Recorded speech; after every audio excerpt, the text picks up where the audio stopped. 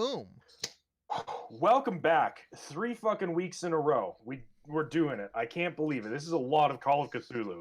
We have made some progress, but we are back for our third week. How's everybody doing? More Call of Cthulhu, Masks of Nyarlathotep. Ready for more investigating. Not too well, to be honest. You're not. Oh yeah. Crashed headfirst into a tree. I'm not doing hot right now. Fuck! I forgot I was angry at Matt. Matt, I'm re-angry at you again. Dude, you're not angry at Matt. You're angry at Harrison. I'm angry Richard at both. remembered that. Remembered. Richard and Jared remembered that.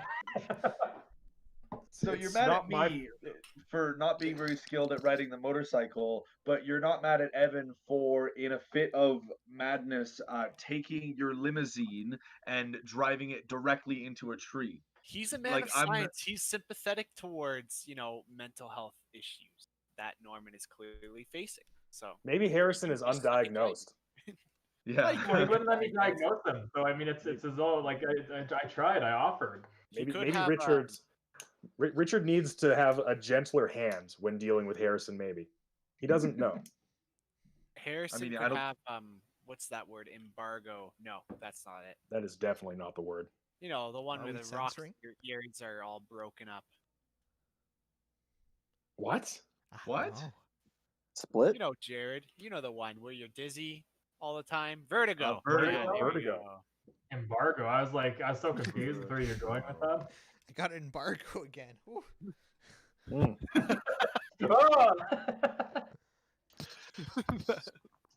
It's got what was that thing we did in our grade 12 bio class, Peter? Like the doctor, was it Meniere's disease or something like that? Meniere's disease, that's what it was. Yeah. Was it Meniere's disease or something like that? Meniere's disease, that's what it was. Man, that was so glad we that was a good highlight. Yeah. That was a good. I'm glad, so good we had to listen to it twice.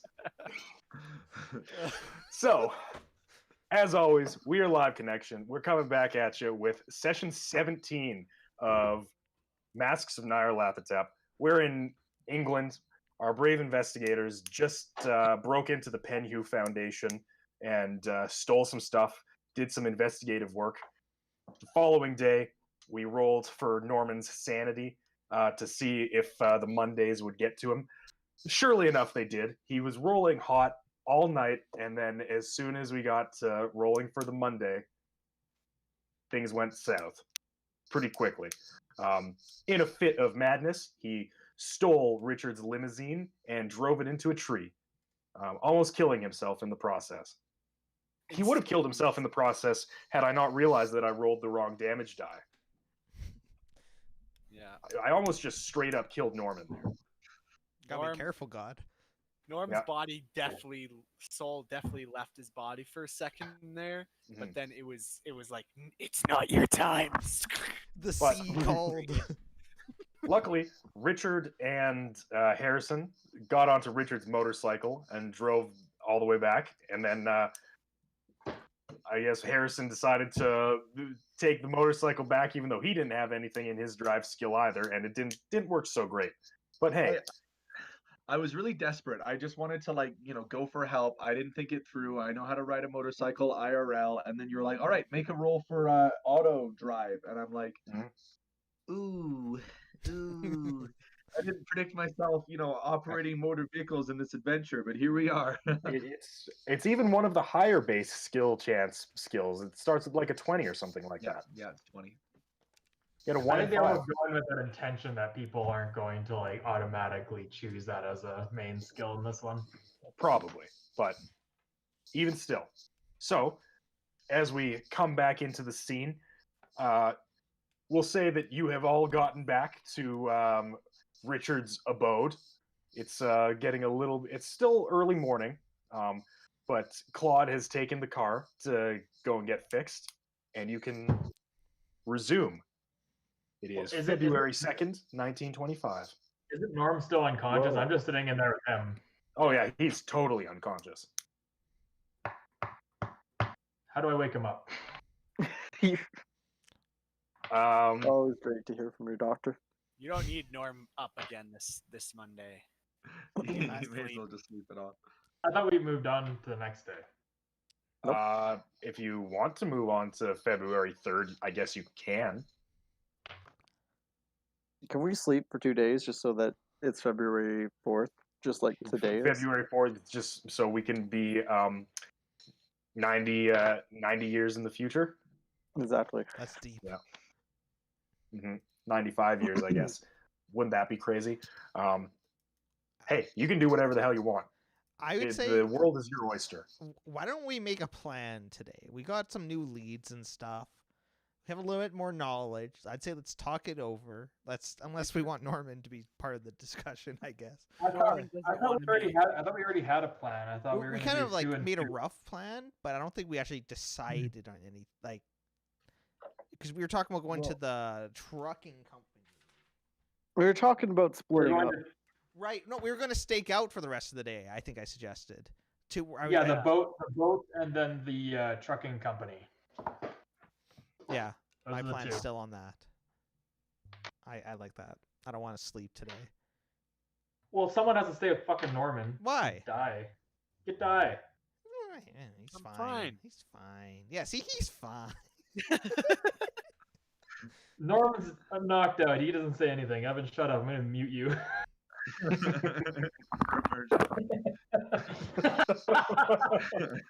Now his soul has departed his body. Yeah. Soul's going to the kitchen to get a beer. But yeah, what do you guys think? I'm on board with that for sure. I think it's worth investigating. Is that like as far as we came with the planning? Because I think it'd be good to know what we already discussed, so we know where to go from there. Yeah, I believe like kind of what we were saying is that we only have like kind of rough leads right now. So we were kind of stuck between doing nothing today or kind of just doing a little bit. So I think we kind of said that let's stake it out, see if any of the 2 locations kind of give us an inkling of what's going on, and then we'll come back. There's 2 issues with your plan. Okay. First issue, we don't have a car anymore. Second No, it's issue, there's no way of calling a cab because we established that I don't have any landlines out to my place. So I don't know how you intend on getting to these locations that are seemingly quite far away from where we are currently. Have you heard of the power of dreams? Yeah, here, sniff the dust and I'll see if it gives you dreams. Richard, if you put on the mask, you'll understand what I'm saying. You could take a train into town from where you are, but you'd have to get to a train station. Poggers, let's walk. I was thinking let's just walk the whole way. I think it's important that we get some good exercise. You want to waste a whole day? Yeah, I mean, It's gonna take a whole day to walk there. We're spry. We're young. Take a Norman's good not with number of us. hours. Yeah, no one has to piggyback. Did it take us a few hours to drive into town? I thought it was an hour to drive. Yeah, it's about an hour. Listen, I don't know what the country directly north of London is like, so I'm just like, yeah, fuck it. You live an hour north of London. I'm imagining a bullet Okay. train. And Yeah, it goes real fast. let's just take the train. But Keeper of Arcane Secrets, please tell me when we're expecting the limousine to be back in our possession. Didn't you say Let me. 5 Why days? don't I roll for that? Why don't I roll a fancy D6? Richard, Okay. do you know Mr. Ford? No, because that's somewhere else in the world, not here. His new idea of weekends is really interesting. You're the highest my in royal my in deep richness connection- here. My deep connections in the United States let me know Ford. Yeah. So you can expect your vehicle to be ready in 3 days' time. Oh, that's actually not bad. That's pretty good. I like taking the train. I like trains. It's gonna You're fucking cost you though. It's gonna cost you big money to fix it. I think we established like quite a few £100 last time. I believe it was 400. I think I wrote it We're down just gonna here. pull it out of the- we're just gonna pull it down. Good thing out it's of the good thing foundation, it's Oh, Richard's it was car. 300 I have on here. All right. I have it written right next to my assets. Or you didn't go through insurance to get Norman? Oh, no. I remember. I'm not paying for this. I'm fucking getting the Jesse Hughes fund to pay for it. No, you don't know about that. Don't worry about it. You're paying for I this. do know about it. I'll join It's you in been a mentioned. veto. Yeah, Yeah. But veto me or veto him? No, veto him. I'll join you in the opposition. Okay, yeah, no, Oh, yeah. shit. His name How isn't much on money is the. left in the Jesse Hughes fund? It's like 49,000. We I have surely it written got down tons. somewhere. I've got it written down. It's 47,950. 47,950. Which have we used already? 3,000? You've used about $2,050. Dope. Richard, quick question for you. Do you want your mansion to be in Epping Green or in Letty Green? What, does that matter? I'm just trying to figure out a place that's an hour away from London that we could say that we are. I just want to establish it. You just want to be really immersed in the story. Yeah. Do you want to live in Stevenage? I would Stevenage? love Stevenage? that. Nothing would make me more happy than if Harrison forks over $300 to fix my fucking car. You want to know where I live? Pay up. Richard, what I don't understand about you is we literally have like a fund for this exact purpose, but you feel like your vehicles were personally destroyed and you want us to pay out of pocket for that. And I think that's bullshit, dude. If you really want to see me pay you for the motorcycle, which, just for argument's sake, I was riding only in the effort of saving our dear friend Norman, I will literally pay you the money after I get the Jesse Hughes fund to give me the money. I already tried to get the Jesse Hughes fund, but you guys said we're no. not using the fund. We're not using What the the fund. hell? Harrison. Harrison, are you not rich in your own right? Sorry, I'm. I mean, I'm not. Yeah, but I'm not. Okay, can we- I just imagine Norman like rolling over like. Can we get You're back not- on what We're we're not doing? rich. Jesse Hughes fund. Let's get out It's of the way. That's Richard's lots of car. money. He'll deal with it. Yes, Okay, he'll pay thanks, for it. He just literally gave away thousands of dollars or pounds. He'll be fine. Yeah. You guys are. I'm never letting you use my car. I'm demanding Claude not to drive you anywhere. I will get driven to these places, and you guys can catch up once There's I'm no there. I in team, Richard. What the fuck? Did Richard Exactly, gain his Ruth. There's no I in team. Well, give us your car then. Write out the fucking ownership deed or the insurance, the Jesse Hughes fund then. Jack, I want to make them stay in a hotel, please. Yeah, you can kick them out of your house if you want. I'm kicking them out of my house. Dude, Richard, let's have go in you the just fucking always city. been? I this mean, is so yeah, this is inconvenient to stay far out away. here. Anyways, why are we in Letty Green? We can be in Camden. Bam! Dude, I slammed the door in your face. All right. It I sounds gotta- like you guys are getting fucking kicked out of Richard's house. Can we have our possessions first? No, fuck you. Bam! Was Richard always this petty, or did we rub off on him? I don't know, man. It's going to be difficult for him to continue the investigation if you guys are all together in London and he's sitting out in the countryside, though. Okay, Yeah, it's true. fucking adventures once Norm's back on his feet. Let's go catch a train. It's, Yeah, I rolled yeah. for it. Norman's going to be out cold for a couple hours. Is All right. Jack looking like missing no for anyone else, or? Oh, I can leave and come back if I'm fucked up. You're You're just, a little you're fucked just a little bit glitchy, but Nope, you don't. Oh, you're back.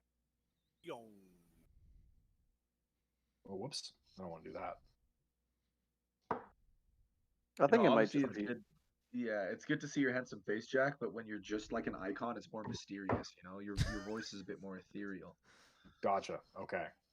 Well, I like to be present, so Well- you get to see my beautiful mug. I guess Ruth Harrison and I are all walking to the train station. Yeah. That's fine. Sounds like it. We didn't have to pay You for know- the car in the end. We won. Yeah. This Is is the motorcycle still You fine? didn't have to pay for it in the first place. It's not your money. This is still a victory. It's either Richard's money or the Jesse Hughes fund, Yeah, but which, the by Hughes the fund is way, used for the you have investigation, not just to pay 48 off cars. $48,000 worth of. Between our And that's like investigator group, candy down the Richard's a little bit of a weirdo. I don't know. He's still kind of an outsider in this group. You could buy him 2 new limousines and still have money to spare. Lots I of just money don't to understand. He spare. lives in this giant house and he wants us to pay for. Like, he clearly has the disposable income. Yeah, but if someone broke your stuff, what would you do? Is he yelling out the No, you're- window? What the fuck? You just see Richard like blow up on the shutters, like, I love that car. Don't come back without the money. I also want to point out that the car is not totaled. Like, it's in kind of rough shape, I mean, but Claude Claude drove it drove it off to to get it fixed. I'd like to next time when the car gets here, I want to go report 3 people to the police. For what? in connection with theft and assault. The crime you also committed? No, I wasn't there when the lizard people attacked. I was just there in person. Uh, Like I was outside. I didn't attack the lizard person. I was outside.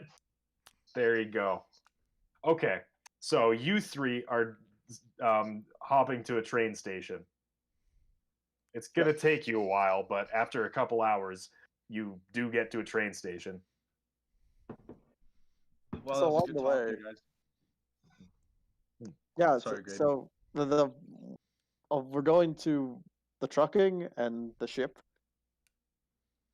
Then we're just gonna put a pencil in the Henson manufacturing and the entire suburb of London that was mentioned, as well as the business card for the Empire Spices we found. yeah, I'd say let's start small. Except Okay. I have the business card. So you don't know the address. I wrote it all down. Fine.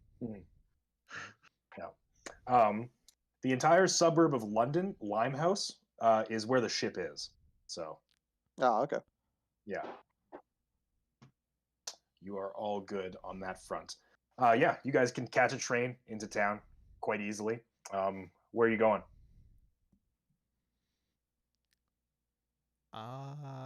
At downtown London or wherever closest to Ferris and Sons trucking. I don't remember exactly where that is. It doesn't have much of a write-up, I don't think. But easy enough to find.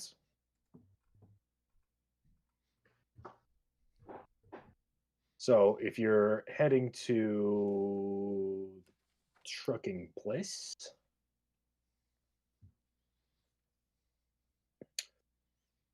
yeah, in sort of a more industrious part of London. This is a few hours later after you guys board the train, get off the train.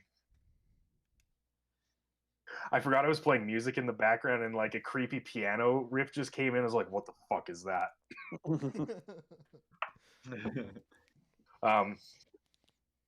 So you find your way to sort of an industrious sort of suburb along the River Thames, and through some conversation, you do manage to track down Ferris and Sons Trucking,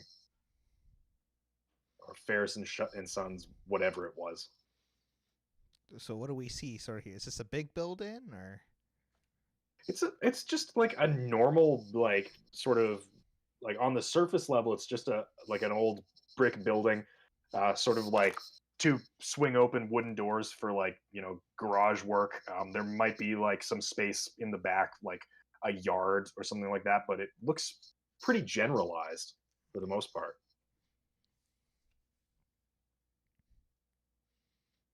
Is it like sizable? Like, is this a bigger company? Doesn't seem to be that large, from what you can tell. Are those front doors open or closed? They are closed at the moment. And what time of it? What time of day is it? At this point, it would probably be.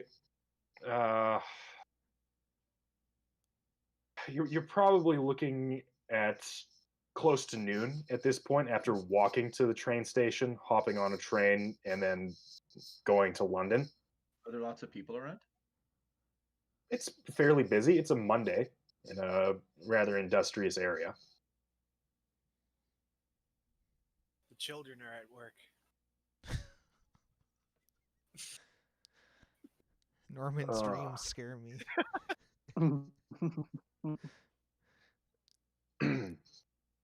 Well, Lads, should we go in and scope the place out? Maybe ask some questions. Probably need like a reason to go in there first, though. Like, what do we? We What do can we say be to them? inquiring about their company Their and shipping where they ship services. to and how much it By, costs. by the way, at noon, around this time, Norman would also be waking up from his unconsciousness back at the house. I'm gonna be sitting there with a nice glass of water and a cup of tea, waiting for him. 2 drinks. Do you really want people to drink this fucking tea, huh? Well, I don't have the laxatives in this tea. I just offer him some Gotcha. tea. This tea. I don't like that statement. You weren't here to hear that statement, so you can like it or leave it. Norman. You guys, I just realized we left Norman and Richard alone at Richard's place, and Richard's got a temper right now. Are we? Yeah, but so does Norman. Norman, Monday. you wake up. You wake up in a bright room on a metal table. You are sore all over. You have scarcely experienced this level of pain and discomfort before. It feels like your bones and your internal organs have been rearranged by some tremendous force. And staring through this bright light, you wince and kind of look at your bloodied hands. And at the foot of your metal operating table is Richard holding a glass of water and some tea. Norman, you're awake. Richard, one of those glasses better have a drink in them. Can I get you, my good sir? You took quite a crash. What happened? Well, you were in a fit, and you jumped into the car and drove it right into a tree as fast as you could. I don't think I would have done that on purpose, you think? I don't think you did it on purpose, but you did lose control. It looked like there was some skid marks around. I managed to stabilize you and get you back here, and I will. What can I grab you to drink? What do you fancy? I don't. Something that you think will help me feel not like I just drank 15 gallons of rum last night. I'm gonna get him some scotch. Okay, yeah. That's easy enough to do. You head out of your lab and down the hall, down the stairs. I guess I don't know what the layout of your mansion is like, but you go to have an image. you go to the kitchen and you know where you keep your emergency scotch. And Yep. Do you want to give me a spot hidden roll while you're in your kitchen? Sure. Where is the good stuff? Oh, I got Spot 8. hidden? So I got I didn't get an extreme success. I got a hard success. I don't like that he has to roll spot hidden in his own house. I don't like that either. I feel like something climbed out of a photo or something and is coming after it. All right, 1 second. Oh, This no. could this The Monday spot- could The this spot is Monday's fighting- about to get a lot worse. The lizards No, you- followed you home. Now you know why I hate Mondays so much. I'm gonna develop the same fucking thing. Monday phobia. You got a hard success, is that right? Yeah. Okay. As you are in your kitchen grabbing your emergency scotch from under the sink, you notice that it is a relatively nice day considering it's February. It's a little bit rainy, a little bit miserable, but it's not awful. It could be a lot worse. And as you're kind of staring out onto the green pastures of your home, you swear you see someone duck behind a tree. Oh no, Richard. Fucking day you regret kicking us out. All right, I'm gonna as soon as I see that, I'm gonna fucking rush over to Norman. All right, you rush back with emergency scotch still in hand up to the lab, and you get there with the scotch, and we're gonna cut back to everyone else now. Ooh. Everyone else, What are you doing? So But Oh. of course, they're gonna decide to come back to the house all of a sudden. Why do You you should be like, "Whoa, the house. No, we don't have a care in the world. I mean, I did express some concern for Norman and Richard, but that one would kill the other and not someone else. So we'll just go about our business. Clyde, do you So want do to we go wanna- in right away? You don't want to stake out the outside at all? Oh, I suppose we could just hang out for. I just don't know how much we'll see. It's a trucking company. We can't see through the trucks. We might see a Um, few vehicles come in and leave, but Is there any possibility that we could acquire ourselves a set of like two-way radios, like walkie-talkies type They thing? do not Pretty much- exist at this point. Yeah. You Yeah, get some cup String from- and a cup. Yeah, the pulls cup out of. Harrison, if you get specific. split up, just remember, make a fire and set the smoke signals. Yes, yeah. Because I was kind of thinking, Clyde at a vantage point so we can see what's going on. I'll be close by so I can come to defend Ruth, and Ruth go in there and seduce him. Why am I seducing him? We're here to inquire about a truck. Why do I we mean, need? I don't know, because you want to get information out of them. What's a great way to get some information than leaning over the counter, putting your finger in like, circles and like places? I mean, like, I don't think during this time you wanna period, give like, me information, don't you? it's Are you guys still, just like- having this conversation on the street? Wasn't it still like in this I time guess period? so, It was yeah. still kind of not really in a. It's sex in a way that it wasn't really a woman's place to be talking business at a business place. Yeah, but I she mean, walks in there. Oh, that sorry, kind sorry, of guys. depends. I mean, there is definitely that attitude still exists, but women are starting to have a lot more social mobility in the 1920s for sure. I can't like- believe you, Richard. Yeah. I'm disgusted in your viewpoints. And also Ruth is hot. She's hot. Harrison, there's- fucking. There's nothing wrong with a woman going to a place of business and inquiring about said business. Yes, especially when she leans on the counter and goes, "You want to give me information, don't you? Don't you?" As you're saying that, Harrison, like some gruff, like worker-looking guy with a newsboy cap and like a big mustache and like suspenders and overalls, kind of looks at, like, gives you a funny look as he continues walking down the street. That guy was on to me. Like what you see, boys? Yeah, I'm gonna head into the trucking shop. Okay, all Sure right. So thing. we're just heading into the trucking shop. Cool. Okay, we're doing. Yeah. So you head in. It looks like it's a general. It's not necessarily just a trucking shop. It looks like sort of general, just industrial supply. Looks like a lot of ironworks, almost like a small ironworks, like a lot of like iron fitting and stuff like that. It does look like they have some like mechanical tools for what you would expect some like automotive repair to be, but it looks like very generalized. There's a front counter and some filing cabinets and a few papers strewn about. And there's a young man, maybe in his early 20s, kind of chiseled face, light brown hair, kind of like a 5 o'clock shadow going on, who's kind of behind the counter, kind of like greasy overalls. And he kind of looks at you as like, "Oh, can I help you?" Oh, hey there. Yeah, I just I'm looking to ship some things, and I'm kind of shopping around on who I want to handle my wares, and I'd just like to see your prices and where you will ship to and all of that. Within London. Just within London. We only do business within London. You can hire our trucks for that sort of thing. Of course, you can always rent one of our trucks and do with it as you please, but we don't do much shipping ourselves, I'm afraid. I see. And when you do shipping yourselves, do you go like anywhere in the country? Do you often ship to airports and have have the things you ship? Just London. Just airports? I see. Airports. Yeah, I Like was just air- gonna do that. Google. Like airfields, like for planes. Yeah.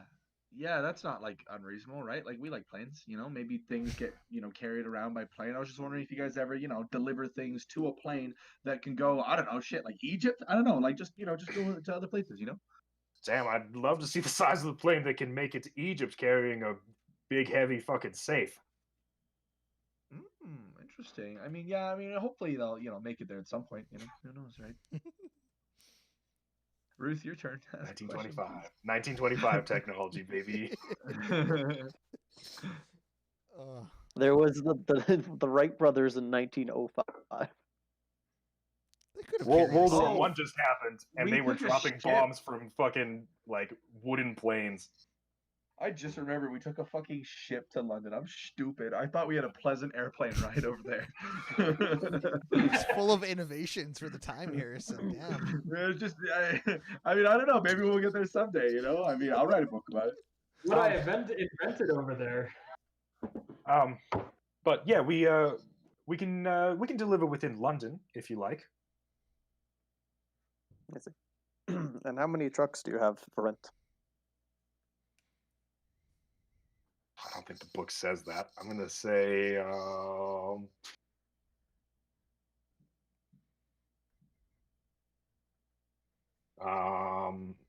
don't think that's in the book. We have 4 trucks here. One is already been rented out for the past year or so. We've been renting it out, but we do have three others if you're interested in renting. A full year you rent. Do you not require them to come back for inspection on occasion? Oh yeah, no, yeah, of course, we need to do regular maintenance. But for the most part, we're how far are you gonna go, right? That's fair enough. We don't know yet. We're still figuring it out ourselves. Like I said, shopping around. And how much would it cost to rent one of your trucks for, let's say, a week? You're really fucking putting me through my paces tonight, Greg.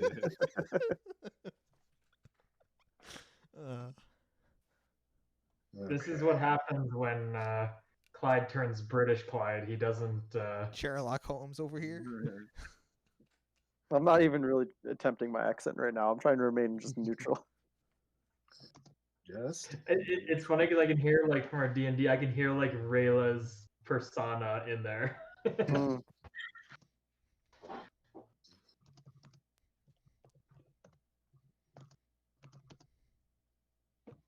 Matt, you would probably to get to Cairo, you'd have to like take the Suez Canal, and then there'd probably be trucks from there. So it doesn't look like there's a small channel that leads into the Nile. So there is the way that you get to Cairo right now is there's a smaller city on the northern coast of Egypt called Port Said, which is where most travel comes to. Oh yeah, that's where that's where all the larger ships come to. Yeah. And then and then you can take a smaller boat down the Nile to Cairo, or you can go by land to Cairo from Port Said. The Suez Canal goes down through around Egypt and underneath the Middle East. Yeah. So, yeah, it was very important in the First World War. That's neither here nor there. I don't know what that would cost, Graydon. He gives you a number that seems reasonable. Okay. Well, I was just trying to discern if it was like, rather pricey. That whoever's doing what they're doing obviously has a lot of money. But the number that you are given makes it seem like if you were to rent for an extended period of time, it would start to add up quickly. Okay. Like it's not cheap to rent one of their vans for a long time. And my friend, just out of curiosity, because this has come to my mind, what's the longest that anyone has ever rented a truck from you, or even not returned it at all? This is a very specific question. This would be the longest truck rental we've ever had, I'd say. This one client that we've got at the moment. That is, again, a kind of a weird question to ask, but I like to ask very specific questions. They just come to my mind. I'm a man for the details. You see, I'm an author. My name is Harrison Dodger. I'm not sure if you've read some of my books before. My books, there's one, that one, The Birdkeeper's Keeper, an absolute classic. I know it was a hit in the UK. Have you read that one, my friend? I've never heard of you in my life. Well, sometimes it be that way. You don't always have a bookstore near the docks, do you? Anyways, my friend, it's been a pleasure talking to you. I suppose we will get out of Aw. here. Harrison has not been married for a long time. He's still feeling the sting of not being in love. And Richard, or Norman, you're just gonna throw that shit in my face? Come on, come on. My wife left me 5 years ago, Is and that it was the canon? hardest time of my life. Wait, were we doing shit? Were we in Nepal 5 years ago? You were definitely Bruce your not in wife? Nepal 5 years ago. Were we in Nepal? You were in Peru Peru. 4 years ago. Peru. Okay. Yeah, I'm divorced. We know I'm divorced. Okay, I'm making a note of that. Harrison was Yeah. divorced in 1925, 5 years ago. I don't know if it was 1925 though. I actually You said did write 5 years ago. but I was just throwing numbers out there, man. It he's feels like I get insulting the divorced every sheet. year. You have it written I did down? actually. I no, this is divorced is part of my thing. I'm trying to remember if I also have kids. I don't think I It do. is? I'm trying to You remember never if I told have me You that. kids. better not have kids. Okay. Here's the thing. I'm not inventing character details for myself. I swear. I actually am. Like I've always had it that I was divorced, but I didn't write it down here. It might be because I couldn't decide if I wanted to be divorced with kids or not.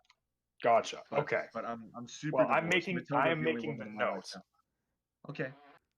Okay. Wow, that's not I- what I I know- pictured for Harrison in my mind. I'm gonna Well, make what did that you note think I as was? well. What do you? Okay, I'm gonna make that note because I didn't have it written down before. So, anyways, yeah, continue. as I you're didn't having realize this it was such an conversation, important detail.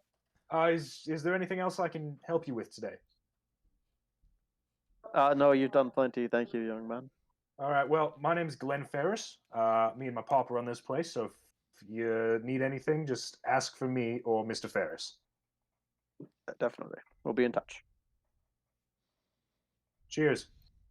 Kind of walks off to do some work, and As he walks Seems- off, can I just take like a peek over the counter and see if he's got like the log for who has that truck? yeah, absolutely. Make a spot hidden or accounting roll for me. Accounting is not an option. Spot hidden it is. I failed. It's a lot of paperwork. It's a machinist shop mostly. They're not exactly tidy when it comes to paperwork. Okay. Well, then I'll just gather Um, myself and leave. Ruth, do you think is there some sort of distraction that you're willing to cause so that I can look and find their clientele book and Do you want me to like flick a coin somewhere? So I'll be like, Is that a Hitman reference? that is a Hitman reference. Must have been the wind. All right, so as you step out into the streets of London, we're going to cut back to Richard and Norman, one of whom is listening. There he is.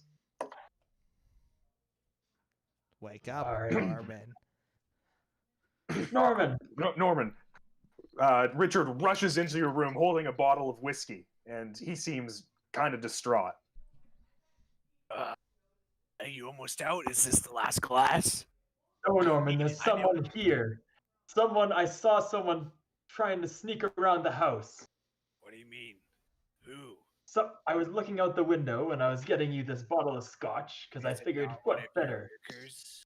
No, it's not one of my workers. So Here, does take a the drink. door- Are your I'm gonna go doors check not it out. locked? They're locked, Norman. But we've just been dealing with some cults. I think this warrants a bit of, tense. Richard, I'm very non-concerned right now. I just drove right into a tree. I just don't have the energy to care that there's someone walking around your property. All right, well, you drink this. I'm gonna go check it out. Okay. Okay? Wait. Richard. Can you just get me my knife? Before How you about- leave me? How about, Norman, I get you your shotgun. Where is it? I have no idea. Probably in my room. Do I still have the 32 on my person? I mean, you could, you definitely carry, like, your blades with you wherever you go. That seems Okay. in character for you. You don't seem like the kind of guy that would have a shoulder holster like Clyde does necessarily, but you could definitely keep like your 32 like kicking around somewhere. Well, because I have my Or 45 that I carry with me. Yeah. I found that 32. I was just You curious do, where. I mean, the 32 is in a box, like a nice wood box with a bunch of ammunition. So you could potentially have just like kept that in the main hall or something like that. All right. Well, I'm gonna run back and. Give me my You know what? I'm just gonna get him a shotgun because the shotgun fucking messes things up. So I'm gonna go get the shotgun. I'm gonna rush over to his bedroom, wherever his room was, and see if I can find the shotgun quickly. Sure thing. Yeah. Should just be leaning against the wall near the door. Norman, do you want to make a luck roll for me to see if you brought the shotgun out of the car after you killed the lizard people? Why would I have left the shotgun in the car? All right. Because we'd established that Claude was kind of carting the weapons around for you guys.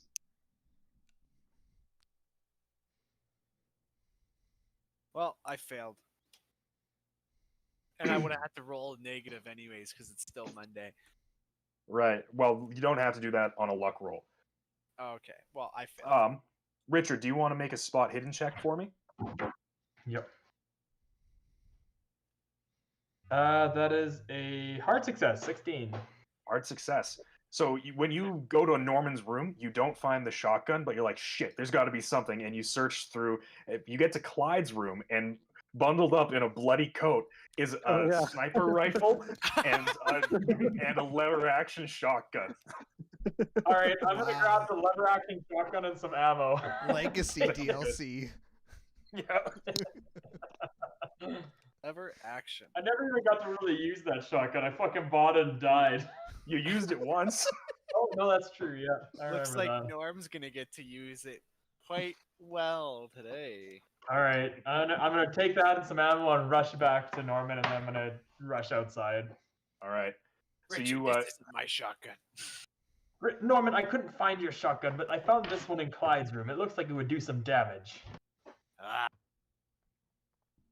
I don't like the memories this shotgun gives me, but I'll take it.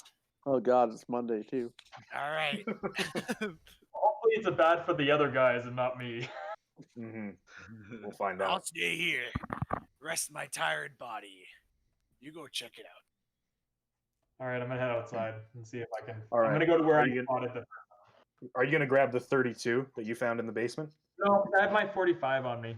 Okay, yeah, that works too. So you're gonna go around the house to where you thought you saw the people? Yeah, but I want to try to. I would like to try to sneak a little bit to see if I can catch them, like without them seeing me. Sure. Make me a combined stealth and spot hidden roll. Okay, so spot hidden. You use one roll for both skills. Oh, for both? Okay, Yeah. it's a 30. So I succeeded on the spot hidden. I failed on the stealth because I don't have anything in stealth. Gotcha. Okay. Sounds good. All right, 30. That'd be a 32. Sorry, I just looked at the D100. I hope it's like UK Slenderman out there. I hope it is. I'm fucking taking it for the reward to pay for my vehicle.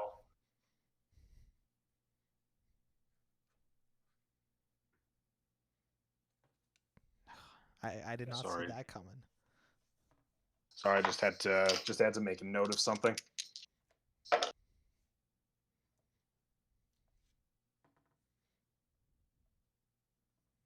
Okay. So you succeeded on spot hidden, but you failed the stealth. Okay.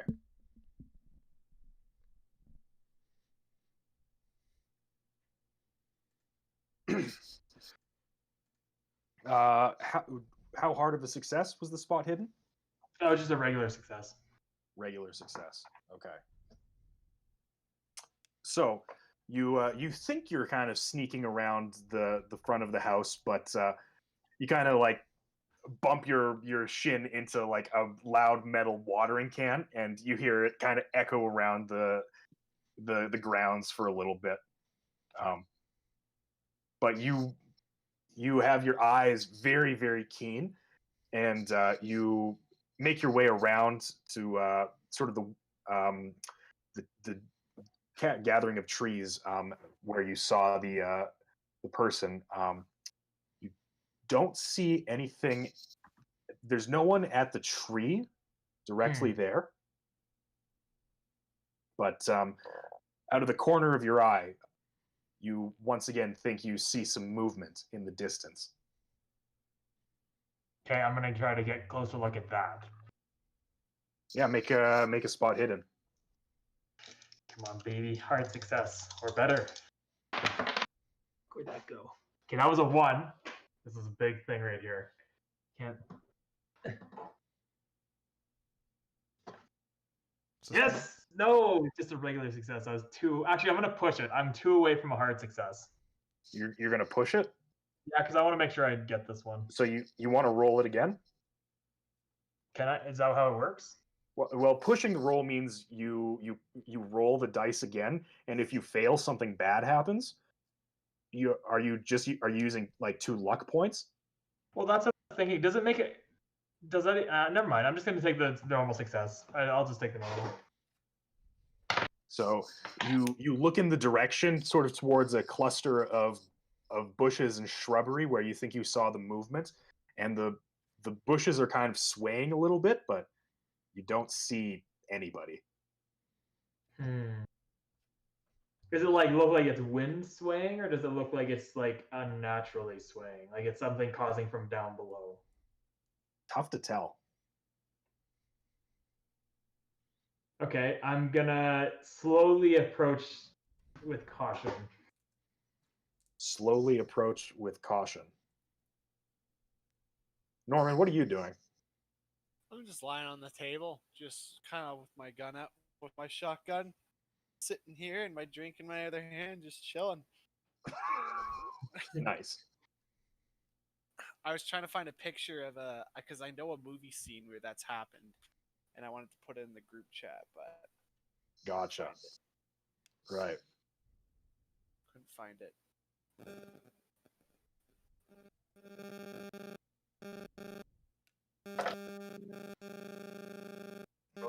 Evan, your The mic's fuck like is that? screaming. It's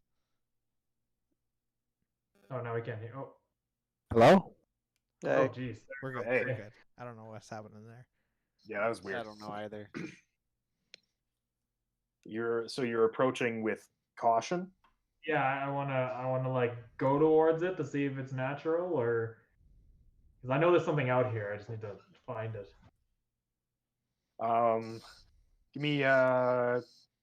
Give me another combined stealth and spot hidden. All right, that's more like it. I got an extreme success, which would be wait, This guy, man. 20, Oh no. 20 divided by 5 would be 4. I did get an extreme success. Okay, for both. For both. You make your way over to the bush where you saw it, and as you're kind of looking around, there are sort of footprints indented into the long February grass, leading away from the bush and back further into the property. Someone was definitely here. I would like to follow said footprints. Ooh. Dude, tracker. Man tracker. Man tracker. Okay. Plot. As Richard begins to follow the footprints, we're going to cut back to the other 3. So you've just exited Ferris & Sons machine shop. What would you like to do? So it's definitely clear that somebody rented the truck. We didn't get any opportunity to peek at the ledger and see who it was, though, or anything like that. No, you failed the roll. All right. Or Well, the one person who okay. tried failed the roll. Well, I figured the rule was that like you can't like all try to do it. Like if one person messes up their spot hidden, you can't all take a swing at it because that's kind of broken. Well, right? Like, in that instance, yes, because it was just Clyde trying to do that. It would be really obvious if Clyde tried to sneak a peek, and then it's like, no, I want to do it now too. yeah. So I'm thinking about maybe trying to steal it. I could consider doing another midnight break-in, but only if the gang's cool with it, because we're a little short-staffed. That means we'd have to hang out here till the evening. You know, who knows what's going on back at Richard's place? What does the gang think? I don't think that's necessary right now. But I think we have other leads, and we could come back to this. We could circle around. Okay, We circle know back that and they're break not. in. I mean, maybe. Clyde, that your open-mindedness is my favorite thing about you. Well, what's the next thing on the agenda? Where are we gonna go and ask awkward questions until they ask us to leave next?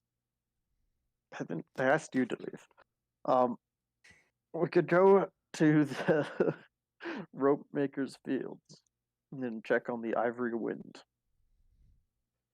Okay. Maybe And- while we're on the way, you can explain why we have to go there again. Yeah, which lead was that?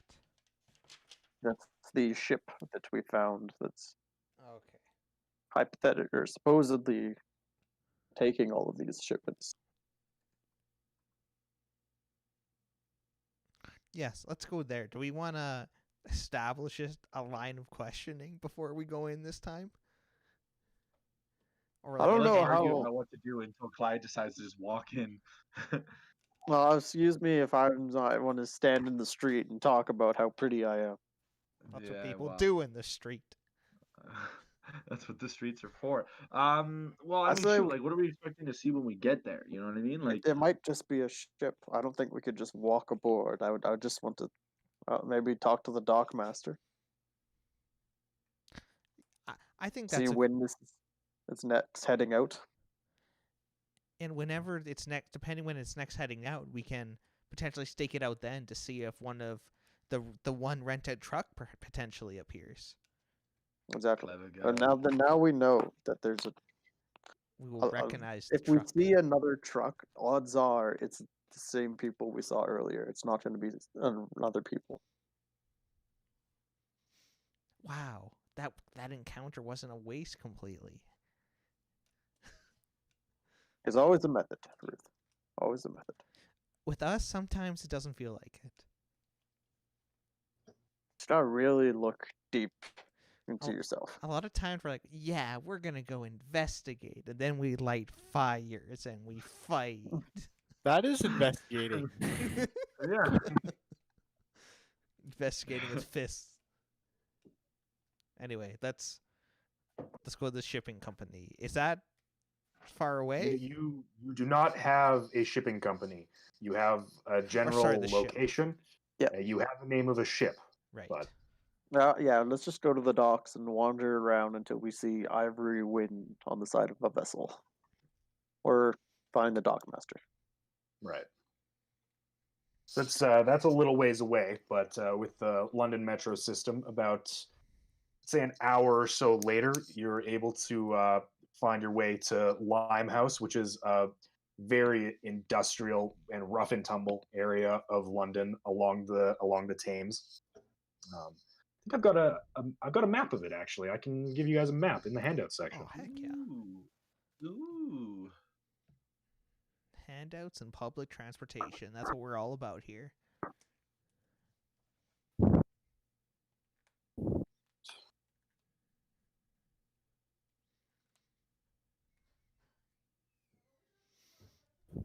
You know, outside Richards, I really hope it's just like a limo salesman or something.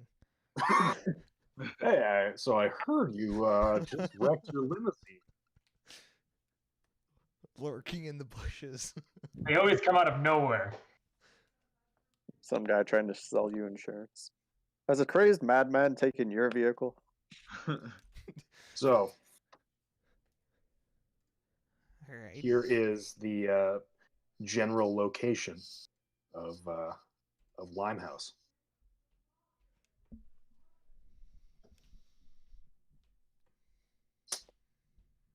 Wow. So Wapping.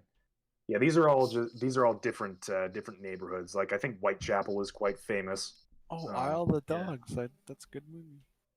There you go. Okay, are we thinking about going to the Surrey commercial docks, or are we going to go to the Isle of Dogs? to reiterate, Limehouse is highlighted in red because that's the name of the neighborhood. It's the same as like Stepney and Poplar next to it. It's just you know that it's somewhere in this area, so that's why it's highlighted. So No, sorry, are that's you just saying it could wander be around. any of the nearby areas, or is it still specifically I'm like saying in the that vicinity of Limehouse? if this map were different, Limehouse would be in black and it would be exactly the same as all the other areas. So you already know that Limehouse is important, so probably Okay. not much use milling around other areas. Our objective is a giant circle, and we got to search the circle for what we need. Basically.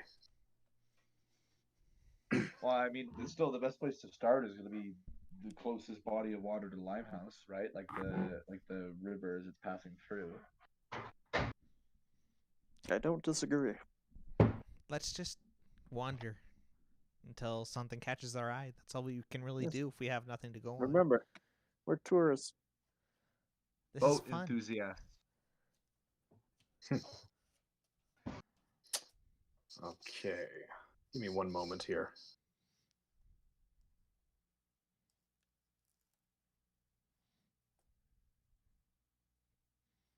What?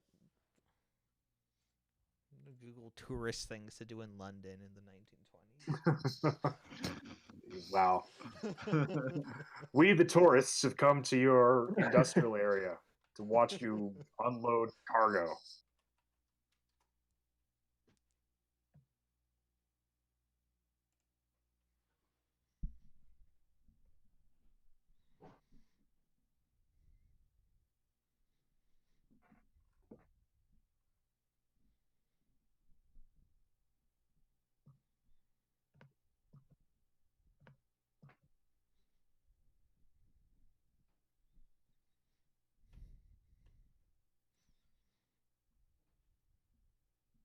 I have a map of London open, and everywhere we go, I'm like finding it IRL.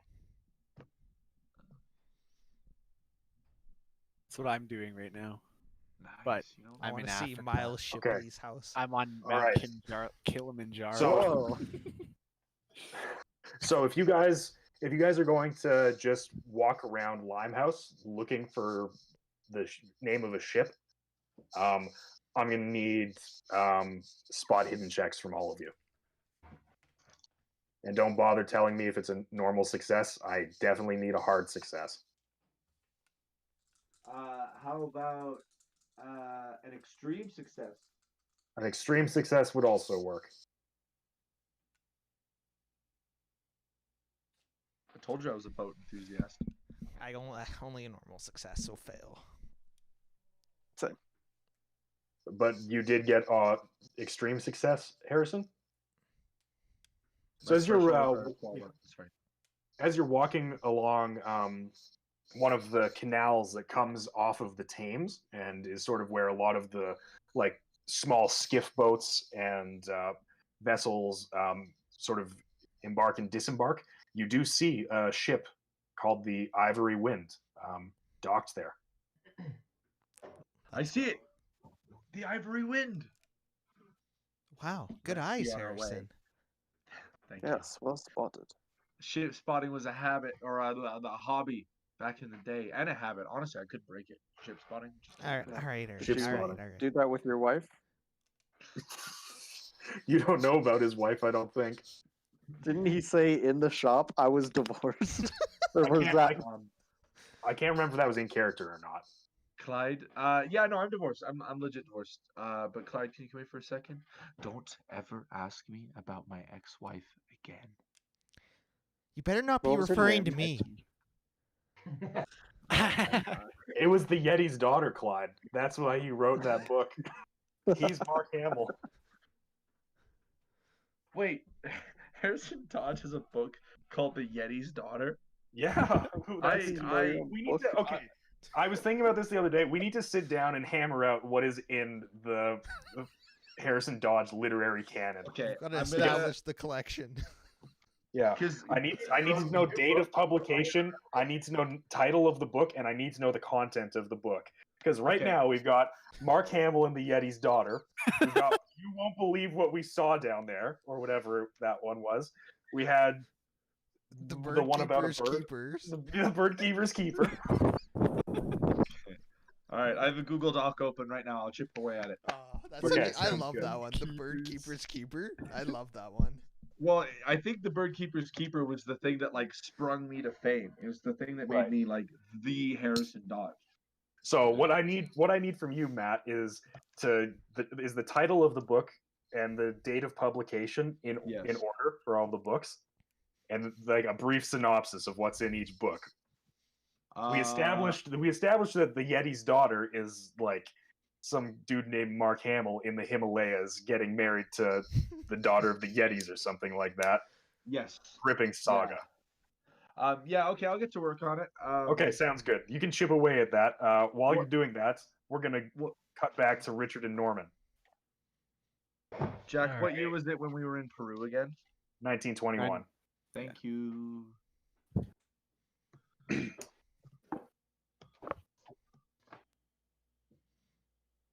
I'm ready.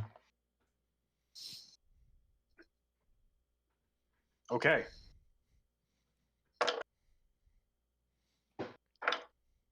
Can't wait to have another character die on me.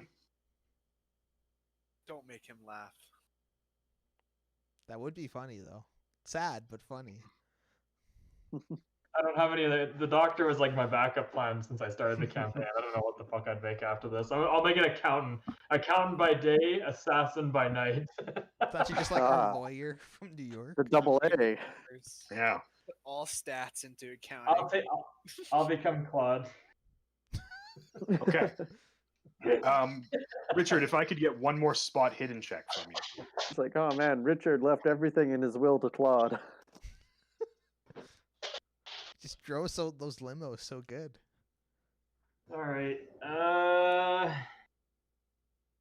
That is I'm gonna use 3 luck points to make that 41. Or no, I just had the tire, right? Yeah.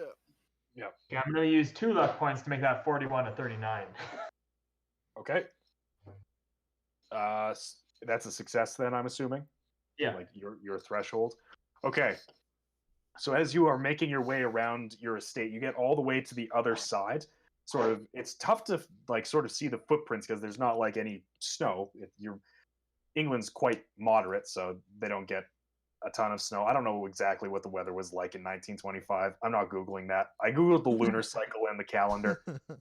I'm not keeping track of weather patterns for the entire year of 1925. That's fucking ridiculous. My version. As you get around to the front of your house, you see what looks to be a man get into a small car at the far end of your driveway on the road, a car that's running with another person inside, and he gets in and the car begins to drive away. I'd like to shoot the tire.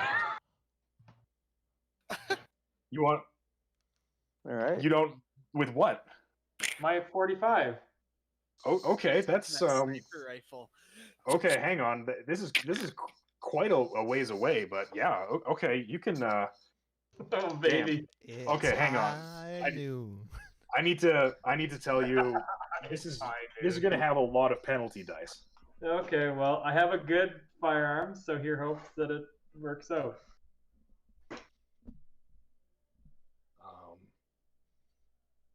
This is gonna put Richard on the map for weapon skills. Or take him off the map entirely. competitions. Yeah, the man who shot from the farthest distance. What's the base range of your pistol, the 45? Do you have that 15 written down? yards. 15 yards. Yeah.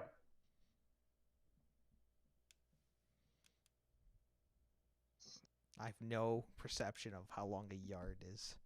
Yeah, I I'm hate just that envisioning- Call of I'm just Cthulhu envisioning was like in a yards. 10 yards on a football field, and then Oh, or 15 yards on a. That's how I envision yards all the time when I think about it. Because otherwise, I have no other I have nothing to compare it against Yeah. besides that. There's nothing good to use.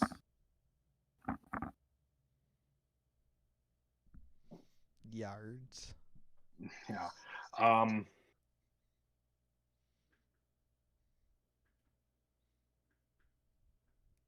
Yeah, that's going to be extreme long range. So you need to roll an extreme success. No penalty dice. You just need an extreme success.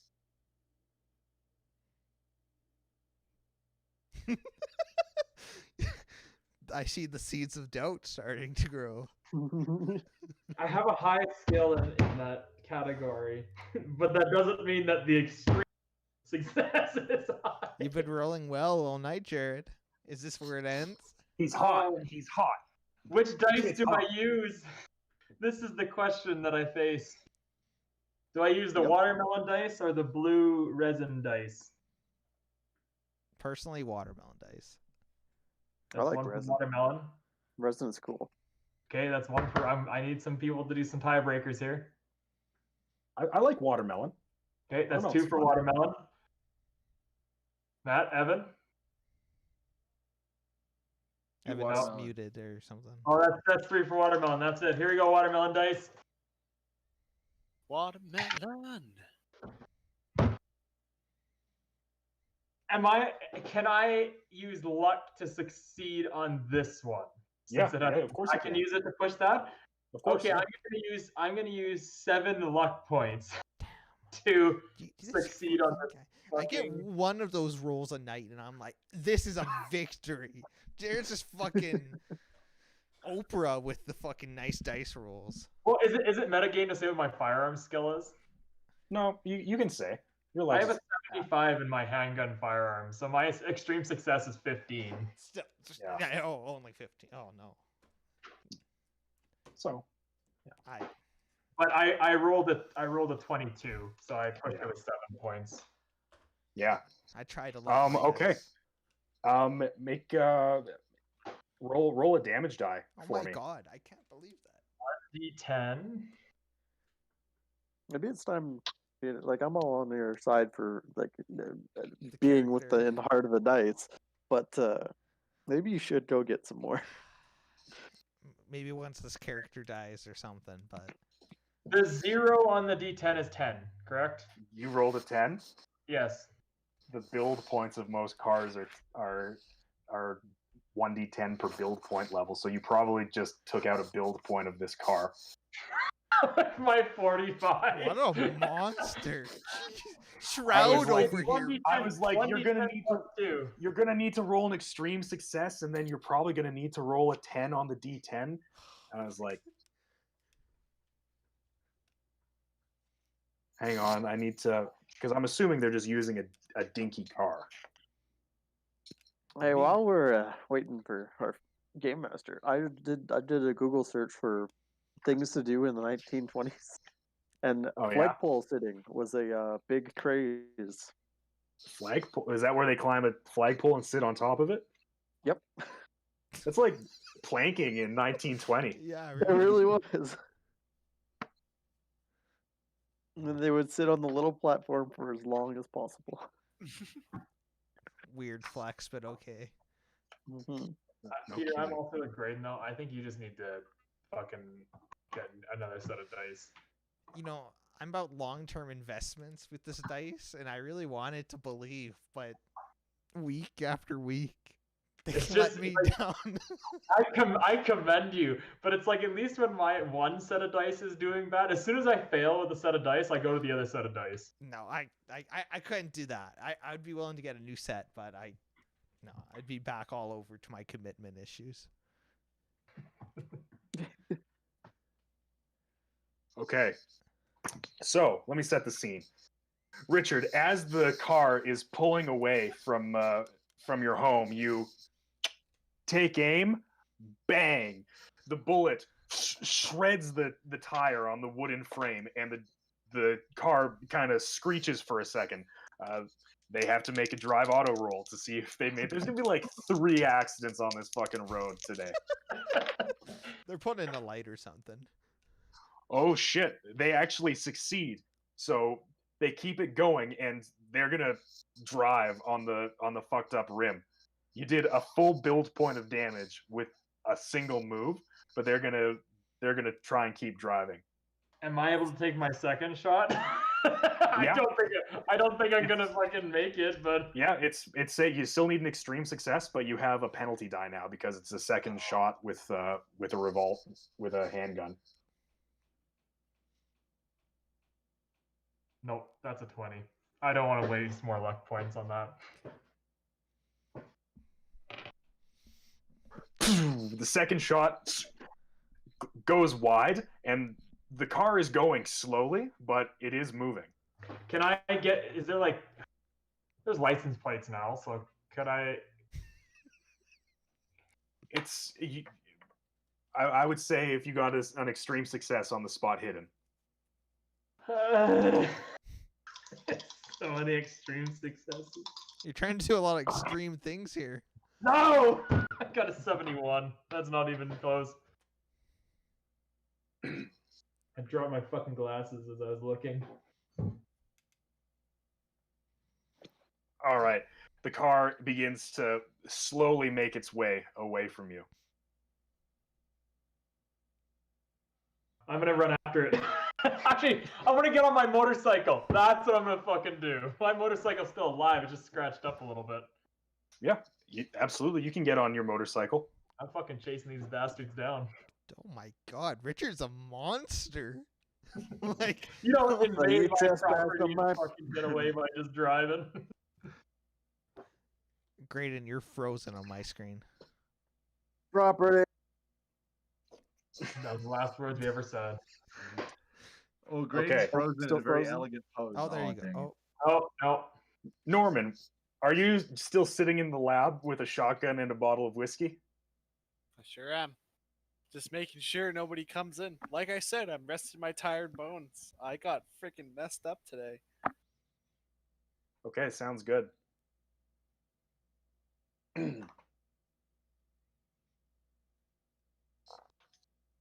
So, as Richard begins to get onto his motorcycle, we're going to cut back to Clyde, Harrison, and Ruth.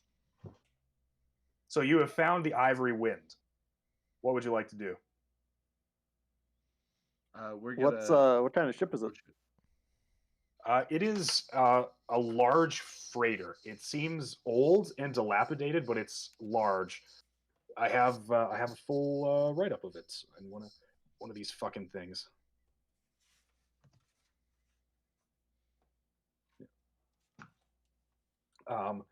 An older merchantman, 7,000 tons displacement, designed to haul general cargoes. This is a dilapidated freighter.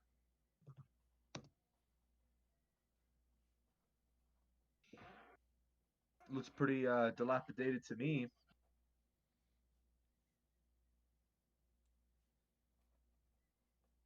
All right.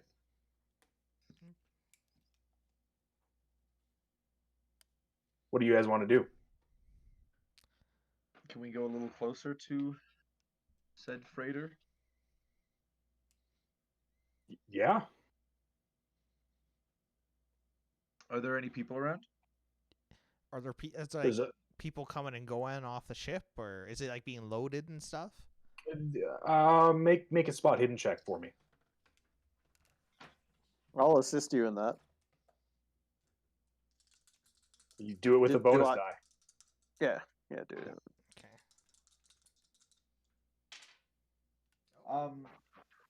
I landed right on my hard success threshold, so it's just a regular success, right? I got a hard I success. I asked for Ruth. Oh, okay. Wow. It's all good. You can roll your tens digit again, Peter. Right. Yeah. Nope, that's a 90 that time, so we're gonna go with the Okay. 16. So good thing you had the good one.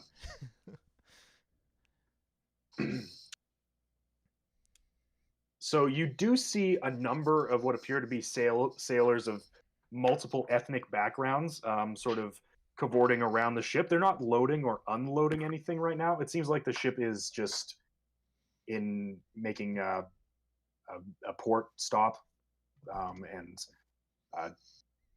doesn't seem like they're doing too much work at the moment.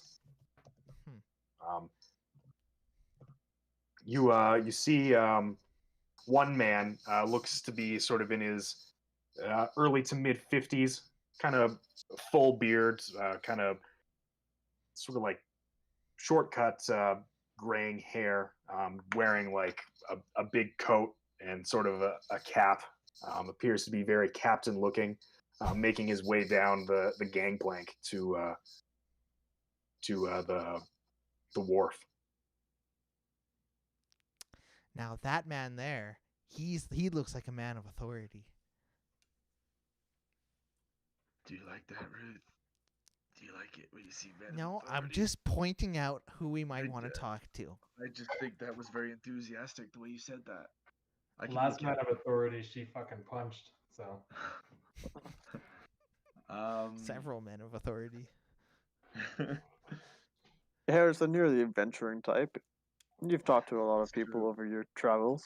That's also Why don't you true. go strike up a conversation? Well, you know, Here's I was- also an idea, though. These are sailors, and sailors like to drink. They're probably going to go to a bar in a little bit. We could drink with them, get on their good side. Maybe we learn about what they're shipping. I don't know, just an idea. Or we could go talk to them now. It's up to you guys. no. No, that's a good I idea. like Ruth. the way you think, Ruth. We can have I one like of them what as you a got going on rat. today. Ruth can get some information from them. It'll be good. It'll work. I can't believe you still think that was a good idea. It's fine. Anyway. I want to rat on the inside of some organization. Okay, that's all I want. You're so determined. All right. In the meantime, is there like a dock watch or not dock watch? Like a person? You're thinking about our D&D campaign. No, I am. Yeah, no, I am. Is there a Harbor place master? where- Is that the word? yeah, harbor master, Wow. or like a place where people like where they would like check in? Like, has this ship been here for a while? Is what I'm trying to say. One moment. That was a very roundabout way of getting to that point. I was trying to think of what the fuck this thing would be called. Like a check-in, but like that doesn't make any sense. I don't Like know. an attendance list for boats.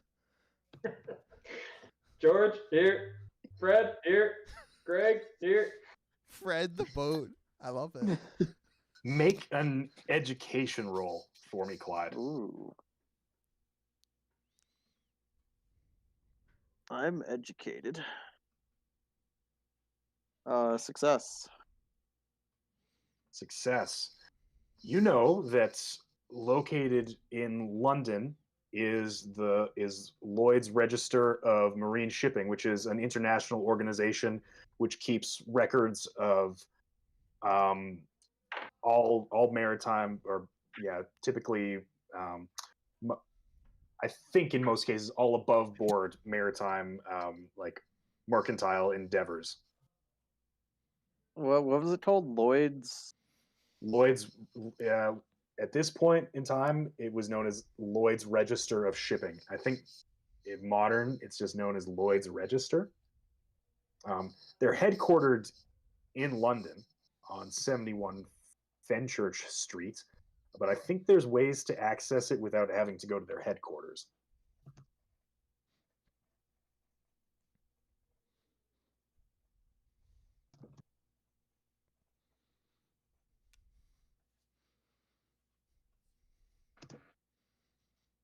Maybe you do have to go to their headquarters. 71 Fenchurch Street, London. I'm going to do a little googly. Man, I see Harrison been typing away and like focusing. Matt really wants us to be engrossed. I hope I can see some Harrison books on like Google Books or something.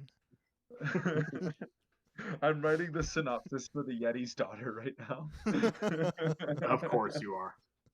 Oh man. The Yeti is a fearsome and violent beast, but his daughter is a total 10. Oh, Um, my. Lloyd's Register of Shipping is located like Not too far from you, actually. Well, About hey, Ruth, about a 40-minute walk, or you can hop on a metro on and be there in about 20 minutes.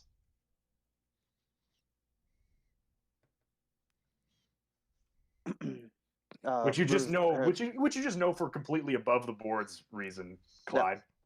Absolutely no nefarious reason that you would have to know that sort of thing. yeah, absolutely not. Crazy. There's a shipping, like a place where they keep all the records for where ships are going, commercial and whatnot, where they've been. I think we might have to hit that place up later, but I agree with Ruth for now. We should try to get these sailors some drinking. Do we have anything we can do to kill the time until then? Because it's probably 2 or 3 more hours before it's drinking time. They're sailors, Pearson. Why don't you just wander up and invite them for a drink? Say you'll buy the first round. I'm sure they'll be there. The person who seems to be the captain is walking away from the ship, sort of in a northern direction, away from where you guys are. Do we follow him or do we talk to him now? Time is of the essence. Tell me. I say we follow him. Sooner or later, he's gonna hit a bar. All right. So we're just gonna stalk him relentlessly until he finds a Unless bar you and wanna walks in it. talk to him now. I say we. No, let's follow him. Let's follow him at a reasonable distance. Okay. So yeah, you guys want to give me spot hidden checks while you're following this guy?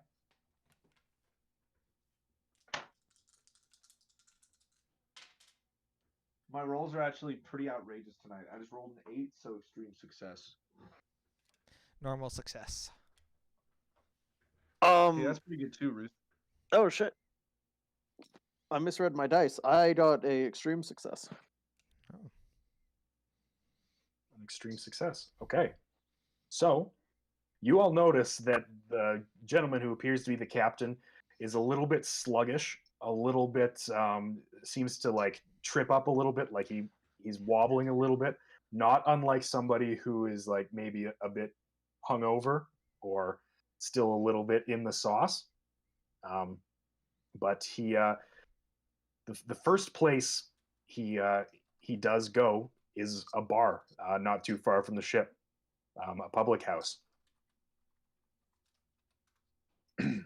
Ruth, your intuition is beyond compare.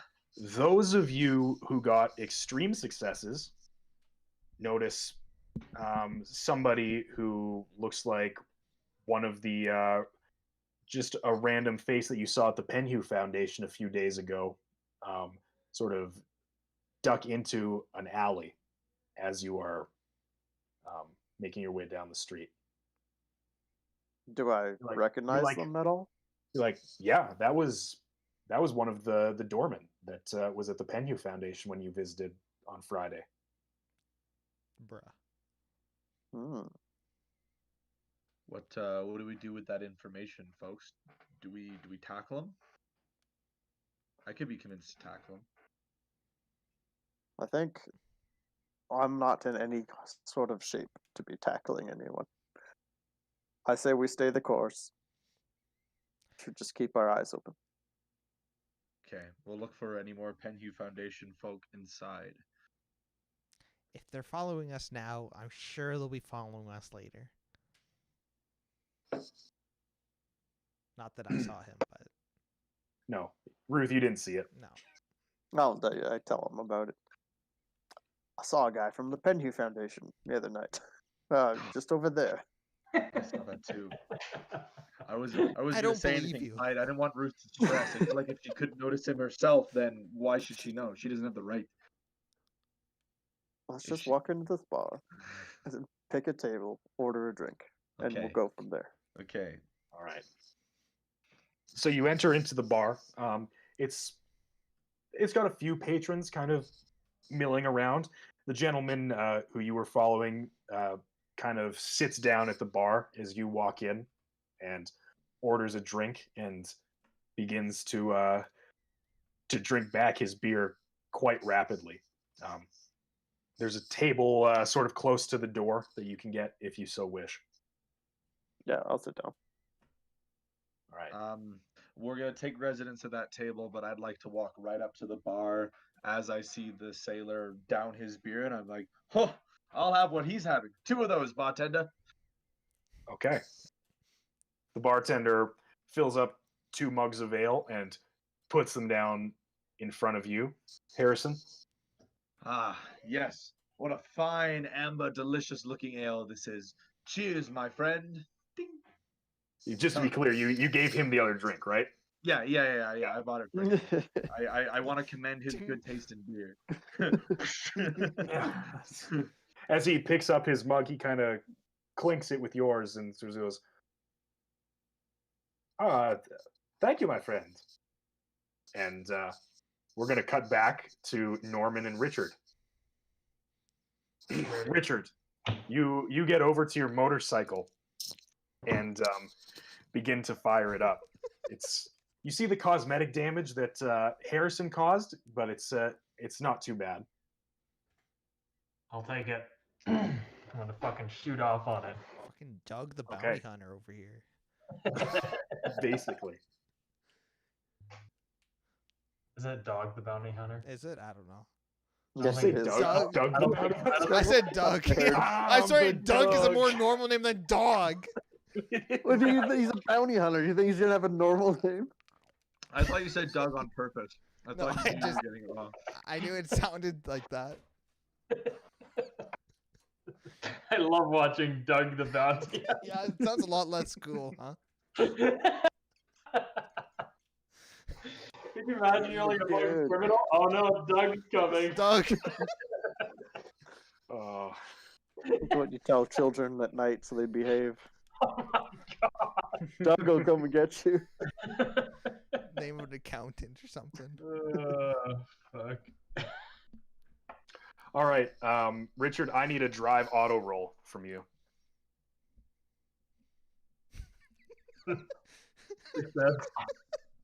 Success? I Okay. just think Google.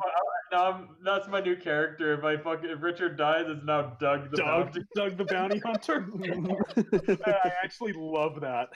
That's so funny. I'm gonna kill your character just so I can see it. That's like reskin Leon almost. Yeah, it is kind of.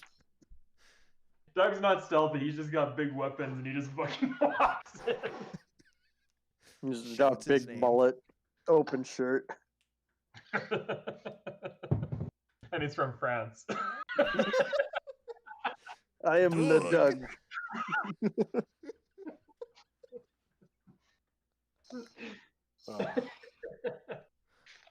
I really need to mark these pages down in the player's handbook.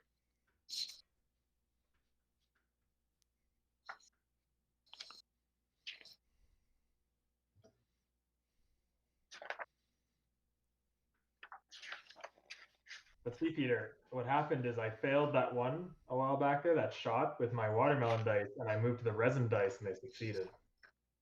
But how do your watermelon dice feel now? They'll be used again once the They resin feel dice fail. abandoned. They made a mistake and you just threw them to the curb. I've had them long enough that they don't deserve to make mistakes You anymore. think? My God. What if it's Dang. competition, Peter? What if Cover they have your to prove ears, themselves? dice. What if Jared's just benching them per game just to know that they gotta smarten up? They gotta get Jared's not that their type shit of coach. figured out. Yeah, they gotta learn that sometimes you gotta perform when it calls on you. You can't just perform when it's most convenient for you. There you go. There we go. 176. That's what I was looking for. With those wise words, I'm gonna get water. I'll be right back.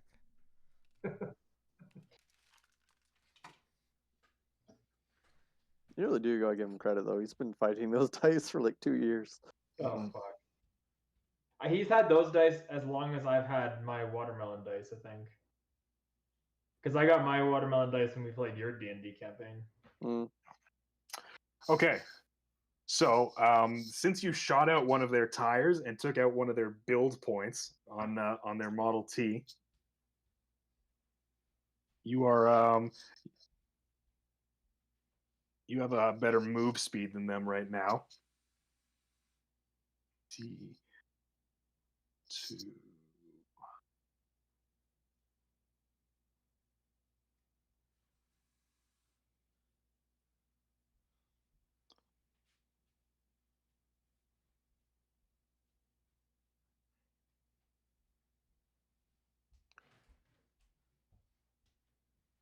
Okay. So, Jared, what's your dexterity? My dexterity is 60. 60.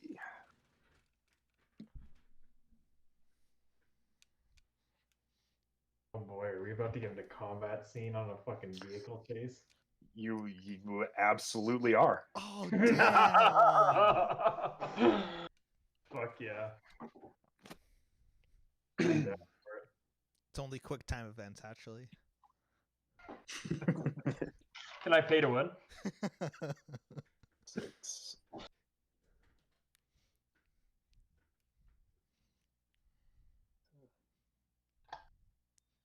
So you said 60, right? Mm-hmm. Sir. 60. God, we thought Jack only playing one chase scene, but there's another. I'm planning this one on the fly. I didn't have this one set up. I'm doing this as I'm going.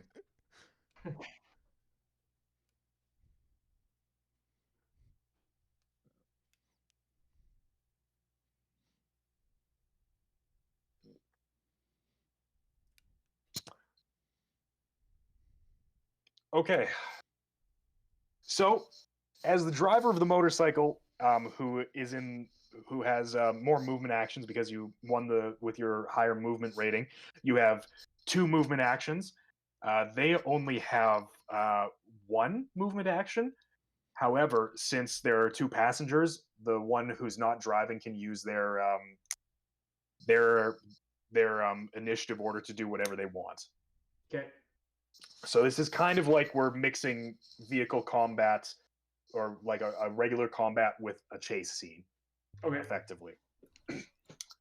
So generic cultist number 6, who's driving the car, has a slightly higher dexterity than you. He's going to try and pull as far ahead as he can with a penalty die to his drive auto roll, because he's basically, you shot his tire out. So he's going to try and move ahead, but we'll see how it works. No, he fucked up. They are meandering along at best. They're not doing so hot right now. It's now your turn. You have 2 movement actions. I'd like to use my 1 movement action to gain distance on them, or get closer to them. Okay, you can move 1 space in the chase ahead, or well, you can move 2 with your 2 movement actions without having to make a drive auto roll. But if you're trying to move any further ahead with just 2 movement actions, I will need a drive auto roll from you. How close does the 1 get me? What if I was to try to shoot again? I know I'd have a penalty dice because I'm on a vehicle, but yeah, you would. If you got within 1. If you got within 1 movement, you would not be in extreme range. You would probably be in long range. Okay.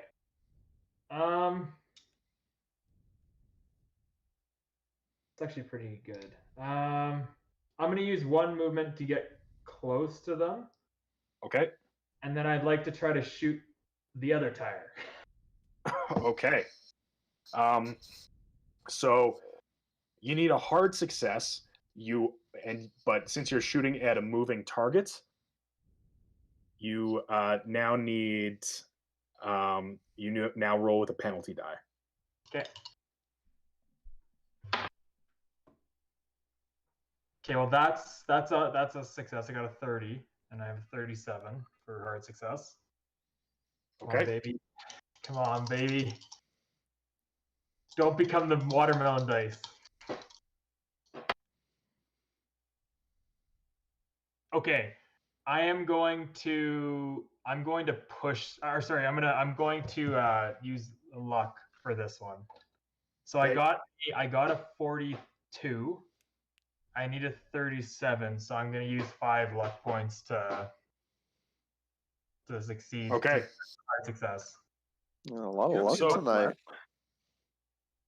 I've never used luck points. Leon didn't really use them. I have quite a few. Well, not as much anymore, but I had. Yeah, quite a I'll few. say. So, one hand on the handlebars, you take the 45, bang, you shoot the other tire, roll for damage. Okay, so it's 1d10 plus 2 with this revolver. Oh my god! You need another 10. I got a 10. So I got 12. Are Wow. you also secretly affected by Mondays? I think I am. I think I have the reverse disease on Mondays. I think it's a start of The the other- tired The from other work. tire explodes in a puff of smoke in the gravel road. You can see that they are now barely hanging on to the road. It's now the passenger's turn. He's going to use his action to try and give his buddy take away one of his bonus or penalty dies. He's going to try and help navigate. So that's going to be his movement. Top of the round, it's the other guy. As they slow down, their only hope is to try and hit you with their vehicle. It only has 1 build point left. The motorcycle. I don't have any motorcycles in the player's handbook, so I gave your motorcycle 2 build points. So this car is not doing very good. So what's happening is he's going to try and ram you with his car. He can only do damage really relative to the build of his car, which has gone down 2 whole build points. So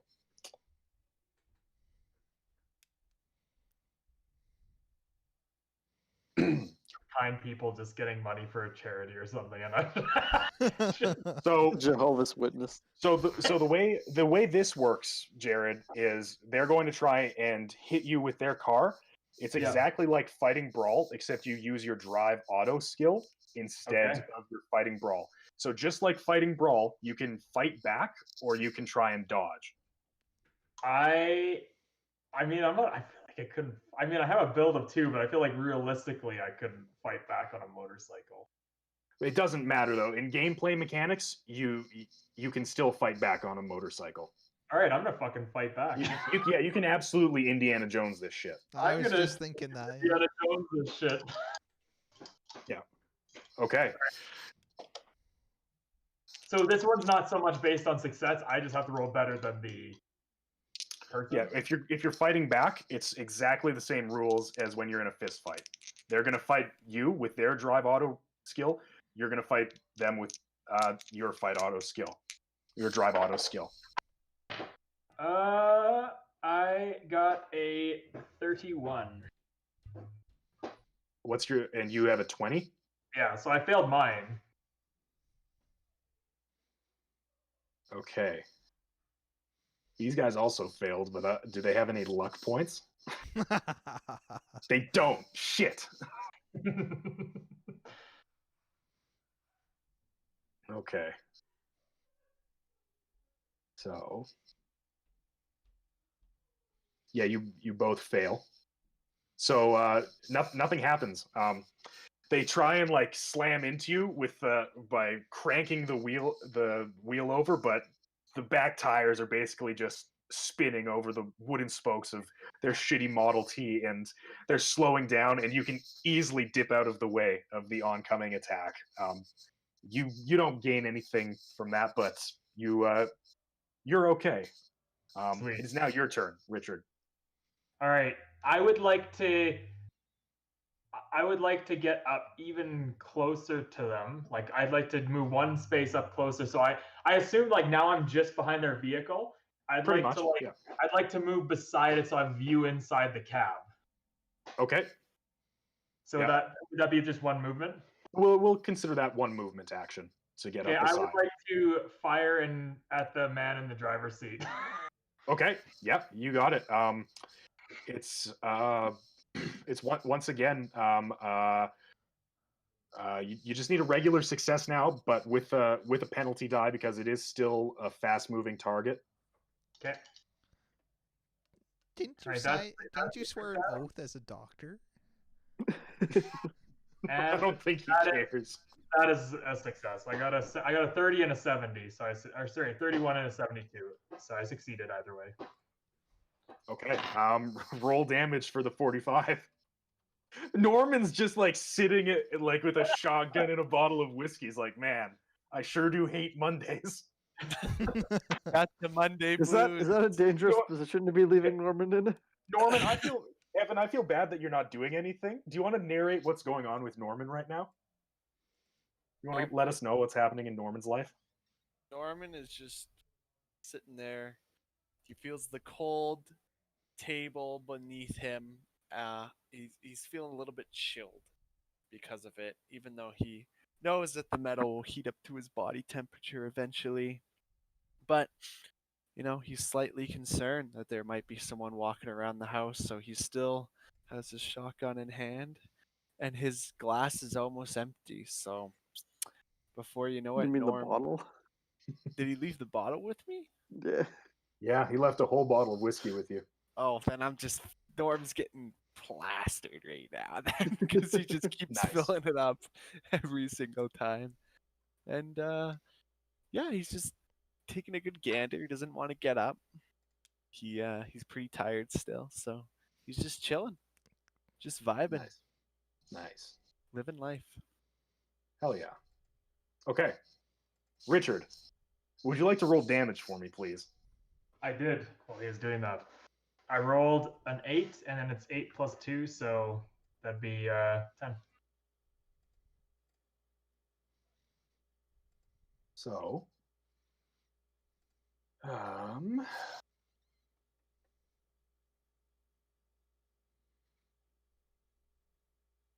you fire another round and it hits this guy in the shoulder and smears blood all over the inside of the windshield. He succeeded on his constitution roll, so he is still alive, but he looks dreadfully hurt.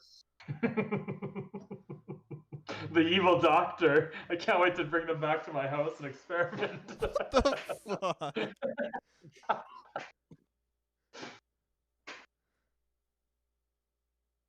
It's always a Yeah, house fuck in up. the woods. It'd be a fucked up thing for them to wake up next to. Norman's already beat on the table. The other guy genuinely doesn't know what to do. He's gonna climb into the back seat and try to punch you. He's gonna try and Indiana Jones you through the window. Oh, that's awesome. Since it's a new round, am I able to use my reaction to this one? Yeah, I guess technically I don't think the Call of Cthulhu rule creators are like anyone's ever gonna need to do fisticuffs between two moving vehicles. But yeah, you could try and fight back or try and dodge. I'll try to fight back and pull him out of the window. All right. This is awesome. I got a hard success on my fighting roll. That fucking beats him. He rolled a 60 on a 45. So you know what? Just for the hell of it, I'm gonna say, you know what? Yeah, instead of like just doing damage, this guy tries to reach for you, and you grab him across the shirt and yank him out of the fucking car, and he tumbles down the fucking gravel road. And he is fucking. This is the best.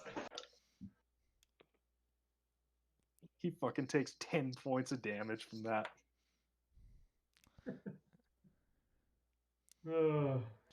Manic rage from Richard. Listen, they picked a bad day to come here. I have my car in the shop for fucking repairs. I'm pissed at you guys, and now they're in my way. All right. Top of the round, the guy who you just shot is gonna try and attack you with the car one more time. Oh man, I can't even do anything. I already used my. No, it's top of the round. Oh, it's top of the round. Okay. Yeah. All right, I'll try to dodge this time.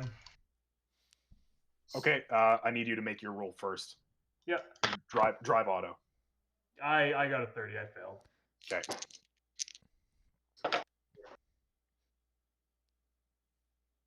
He got a 69, which is nice, but their drive auto skill is 40, so nothing happens. Richard, it's your turn once again. Pull him out of the car. You have 2 movement actions. I'm assuming How many bullets do you have left? How many are in there? It's an 8. It's like a Colt 45, right? So you probably have 8 shots. Yeah, so I think I've used 6. You've used 3, 5. I think. Oh, fuck, 3. Sorry, yeah, because I shot. Yeah, because you shot the 2 tires, then you shot the guy in the shoulder. Okay. Oh no, you fired 4 because you missed one of the shots. Yeah, so I have 4 more left. Yeah. Okay, well, I'll. I mean, I don't know how much I'd be able to see this, but is the other guy like awake, or is he just laying there on the ground? You can use one of your movement actions to make a perception check, or a spot I would hidden like check. to use. I would like to do that. Okay. Yep. That is just after 1 luck point, regular success. Oh my god. I can't tell if Graydon is like, if something's wrong with Graydon, or he's like just pissed off. I that think he's Jared's hiding doing from the so well. situation. Yeah. I can't believe the roles here. I know it's unbelievable, unrelatable. I cannot even imagine the joy going through Jared's body right now. Give me this. My fucking other character died. So You're still at my train. Yeah, you briefly glance back, and you can see the guy that you pulled out of the car is like slowly getting up onto his hands and knees, and he's not unconscious, but he looks pretty hurt. Okay, I'm gonna shoot the guy again inside the vehicle. Okay. Yeah. So still a fast moving target, so penalty die. Doesn't matter. I was gonna say that's a success. That was a 63, and that was a 3, so that's a critical success. So you succeed with a regular success with a penalty die. So roll your fucking damage. This guy's dead. He can't survive another shot. I did 6 plus 2, so 8. They literally brought fists to a gunfight. I'm glad You Richard fucking- is getting his anger out on these 2. You fucking shoot this guy in the back of the skull and destroy a brain like only someone who has spent their life studying the brain can. Through the back, out through the front of the temple, takes out the fucking rear view mirror, and the car like just like goes into the ditch and is smoking. Sweet. Am I out of combat, or can I turn around and go to the other guy now? Let's come back to literally the other 3 before we get to that. What the actual fuck was that? Those poor kids. This is what happens when the Terminator comes back from the Poor future. teenagers were just trying to sneak onto your property, Yeah, seeing if they could just check it out, and then you just hunted them down. They're just trespassing, having a little fun. That's I like like some to imagine Taken you've like shit. left the front door of your property open while you're chasing down people that like were barely trespassing. Oh, No, that's old man Richard's house. Don't go anywhere near there. actually, that's a good point. Richard basically just murdered a person. For no reason. They ran. No You evidence. did say they were cultists. Yes, but Richard doesn't know that. No, Richard doesn't know that, but you said they were cultists, so I'm quite content with this. If you had said they were the lovely people of the local church, I think I would have fucking cried. It was a fucking groom. Why They were out couldn't there they be bad taking rolls? wedding photos. Like, don't worry, honey, I'll go ask for directions.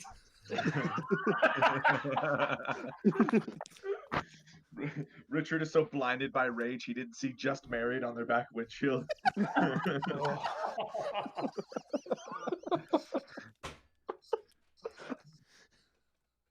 It's Wow. funny too, because once the car crashed, you started to hear like a child cry. This would be the whole fucking Austin Powers Dr. Evil story. God, yeah. That's the opening scene of the Queen's Oh. Gambit. I'm sitting at the table drinking a beer. Yeah, I'm at the table too. All right. Harrison's I'm doing his thing. chatting up. I'm chatting up the captain, complimenting his choice of ale, and say, my friend, I know the captain of a ship when I see one. Which vessel down by the dock belongs to you, my friend? Do you want to make a fast talk roll with a bonus die, because you get bonus dice to social rolls against this guy if you buy him booze. Oh, nice. Very Nice. Very nice. Hell Well, yeah. if this one fails, I'll just buy him 2 more beers and try again. Yep. Okay. Not so good. Come on, baby. Come on, baby. Come on, baby. If it's 0, that means that it's the next number up, right? So like if I roll a 20 on this die, it's 30. Yes. Okay, it's literally impossible for me to pass this. Then my fast talk is 9. The bonus die doesn't even matter. Does it not? Well, no, because my fast talk stat is 9, which means I Yeah. can't. Well, I guess I'll still roll. A bonus die means you take the lower of the two, not the higher of the two. Yeah, but like you re-roll your 10, Oh. right? That's technically correct. So yeah, even if you Well, I was gonna see if I could use luck points, but no, I had a couple bad rolls. So yeah. Here. The captain kind of looks at you, is like, I have only just met you. I don't know if I need to necessarily talk to you, but I thank you for the drink. Father Ryan. well, forgive me, my friend. I know I come on too strong. It's simply that I'm just such a lover of ships and powerful vessels and the men that lead them. I just couldn't contain my enthusiasm. Well, my friend, I will be over with my good friends over there, including my beautiful single sister Ruth. Hello, darling. Yes, she just recently got out of a terrible marriage, and I heard she's just looking for some fun. So, I mean, feel free to pay us a visit at any time at our table. Good day, my friend. Make a charm roll with 2 bonus dice. Oh my god. Oh my god. I don't want this. That's Okay, awesome. I was gonna say I hope he's read Harrison's book once he hears his name to find out that he proposed to you and that he just told him His that sister. Let's go. Yeah, I the passed. people. I rolled wait a sec. No, it's just a regular success. Just a regular success. He kind of Yeah. looks over. He looks over his shoulder to the table where Ruth is sitting, downs his entire beer, takes your beer, and walks over to the table. Staggers over to the table. 2 more, bartender? 4. I should let my friends be thirsty. 4 beers. All right. So you two, you watch as an old sea captain stumbles over to your table. And he kind of stands there. Hello, young lady. My new friend told me you are looking to take a ride on a ship. I'll look past him at Harrison. Ruth, this drink is for you. I know you enjoy this ale. Harrison comes with 4 beers. Ruth, I know you have as refined a tasted ale as my good captain friend and I do here. Clyde, this one's for you. But Drink thank you, up. Harrison. Why, Captain? What's your name?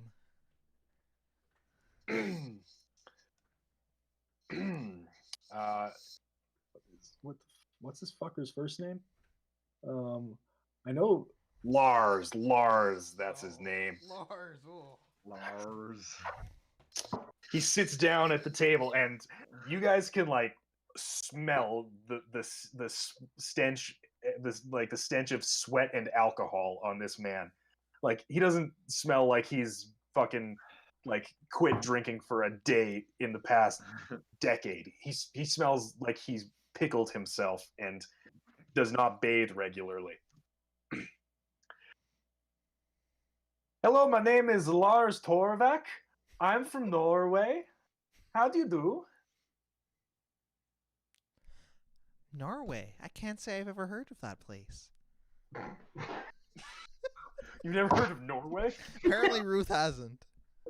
Ruth doesn't the fucking wrong know about next to that one. European countries. Why would Ruth need to know that? Have you heard of the Great United States? My brother tells me you are looking to have a good time. My brother? Yes, You're- I just want to make sure every fine sea captain in this whole establishment knows that you are single and ready to mingle like a Pringle. Yeah, my brother. Yes. Yes. You see a few heads turn towards your table.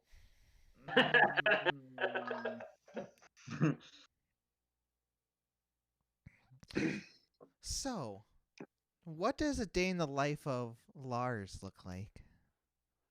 You look like you've seen a great many things. Oh well, I have a ship. I ship many things all over the world. It's very good. Sometimes I'm in England. Sometimes I am not in England. Sometimes I'm all over the place. Tell me, Lars, what is your favorite place? Um, At this point, I'll finish my beer and I'm gonna get up and go to the bar, and like as I get up and walk around, I kind of want to spy him up and down to see if he's got anything of note on him, like if he's got a little like pocketbook or some papers and there's like something. I don't know, just something, and then also Yeah. look around the bar to see if I see that same guy again that I saw in the alley. Make a spot hidden check.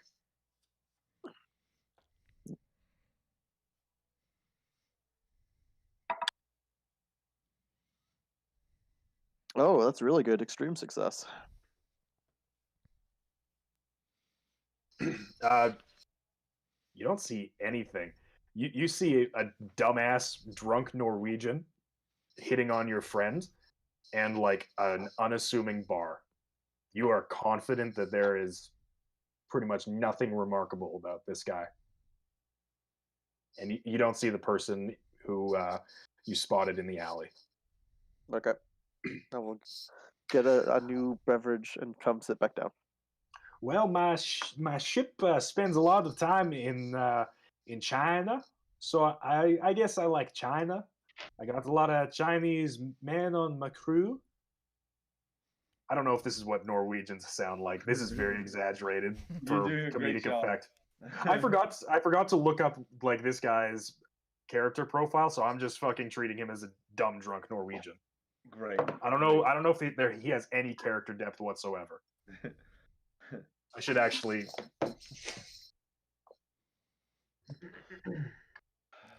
Just to be safe. What was his name again? Sorry. Lars. Lars Torvak. Lars Torvak. Ah, Captain Torvak, what kind of transcendentally important wares must you be shipping all the way to China?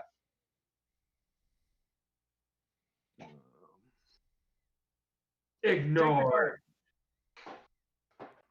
Traits: apathetic and moody. I have not been playing him correctly. He's apathetic towards everything except Ruth. Yeah. Along with all the other sailors in this bar pretty fast. Mm. Thank you, Harrison. You're welcome, sis. You know. Simps. Oh, I just ship general cargo. Just bits and bobs, nothing of interest. Aw, that's too bad. I thought I thought you'd be able to interest us with a story. Bruce does like a very interesting story of danger. It's true. It's true. And You know, but I've just heard so many interesting stories nowadays. It's just it's so hard to be impressed. And once you see her impressed, it really gets her going. You should see. It's true. It's true. Alright, I'm alright, told you like alright, stories about ships. Anything that goes into specific Can I, detail can about I, ships. can I try to fast talk this guy into like, or charm him into like, if he has anything at all, fucking trying to impress Ruth. That's more of a psychology roll. Nope.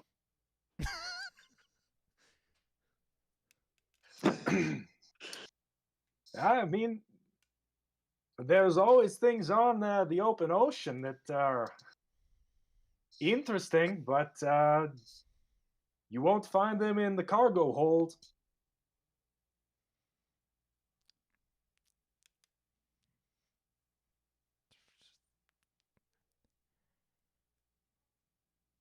Hey Harrison, I think you should arm wrestle him.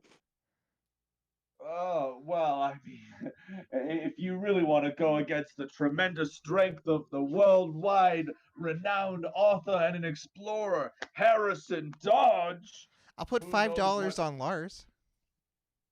who knows what great victory would become, what treasures, what spoils would await the man that can defeat me in an arm wrestle. Put her there. All right. So Lars grabs your hand. You're so fucked. Like, I mean, I guess this makes sense. Ruth, what do you think about the arm wrestling? I would be very impressed if you beat my brother. All right, very good. Undefeated. All right, Harrison, make a strength roll for me. Oh, baby. Not very strong. I know. Oh, well, Lars is. Yeah, Ah, he's well, a sailor. You're so I- fucked. Yeah, I don't know how to explain this to you guys, but I failed.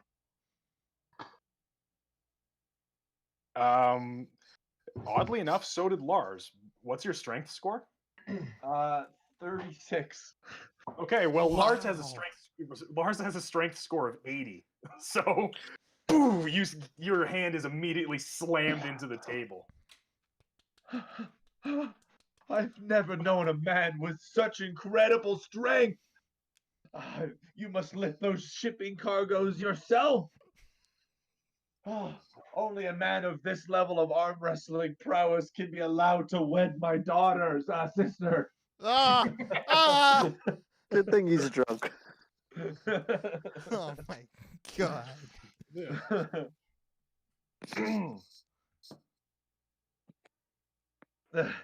Ruth, if I were you, I would be desperate to see the ship that you're going to be making your home on after you marry this man.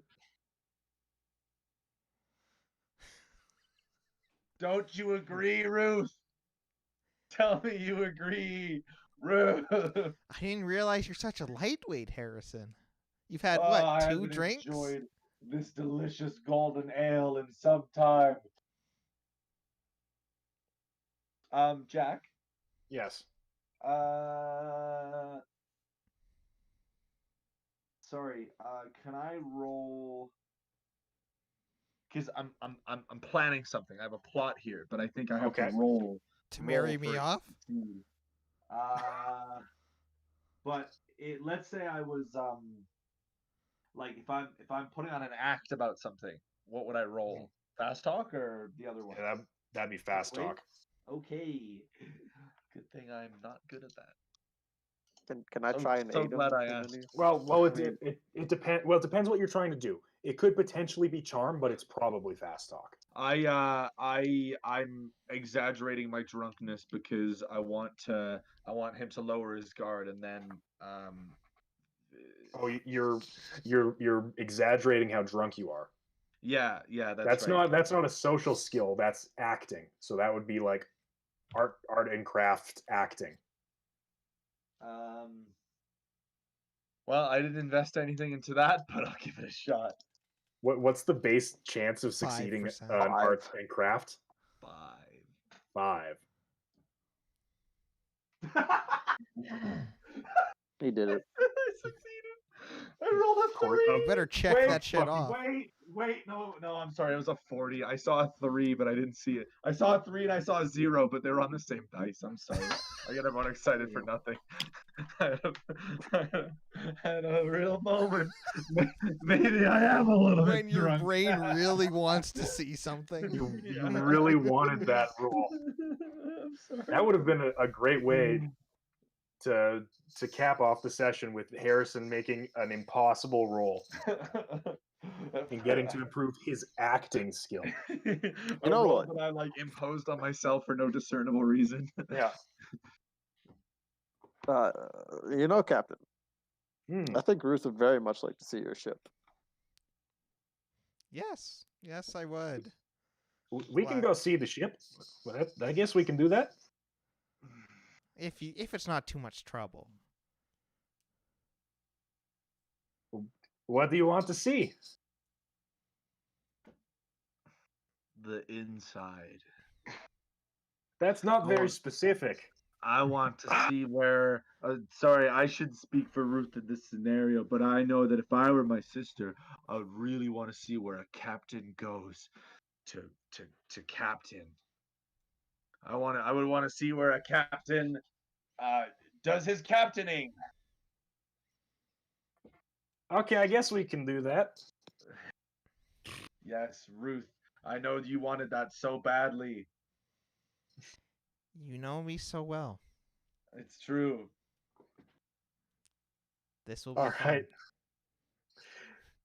After a little bit more drinking and revelry with Captain Torvak, you guys make your way out of the bar and back towards the Ivory Wind, where he takes you up onto the deck of the ship. And you see, again, a bunch of different sailors who are just kind of biding their time, playing like games of chance and just kind of hanging out while they have time to hang out, basically. Is there anything on the ship? Like, have they been in port? Are they waiting for something to go back out? Is the ship empty, or? It's not like a modern container ship where you would have like a ton of cargo like on the deck. So you don't really know. Everything would be down in the hold. It's kind of impossible for you to say what they're doing here in port. If they're waiting on anything, if they just brought things in, what's going on necessarily.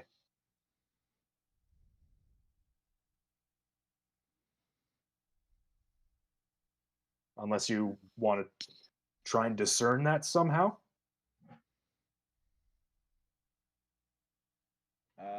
I mean, I was hoping there wouldn't be anyone else on the ship, but I guess that doesn't make sense. And there's nothing we can do about it. So I captain the ship all by myself, all on my lonesome. Well, come on, it's a night of drinking. Why is there anyone on the ship? Why can't the ship just be empty? It's like 1 in the afternoon.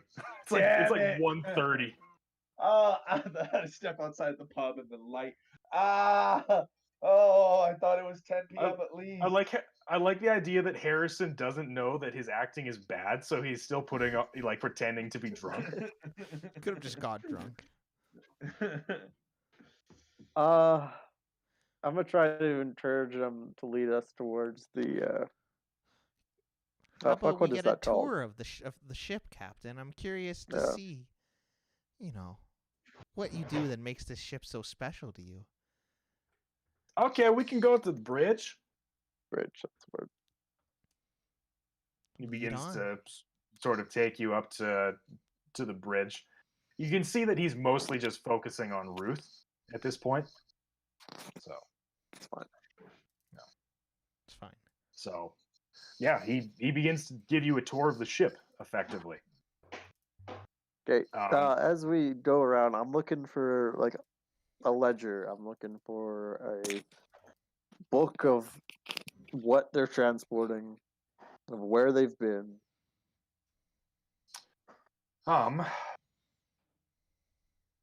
give me a spot hidden check while you're doing your tour.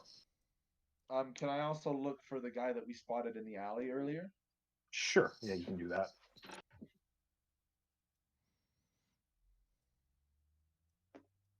I succeed. You succeed.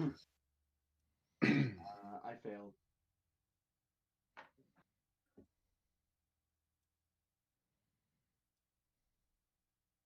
Right. You don't see anything, Harrison.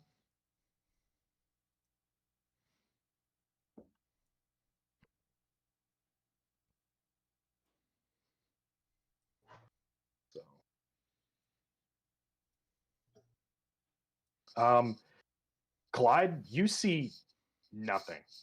You see absolutely nothing regarding any shipping manifests, any legal documents that would, support any level of like merchant activity. You have absolutely, you are certain that there is no paperwork pertaining to anything that's going on to this ship, like at all.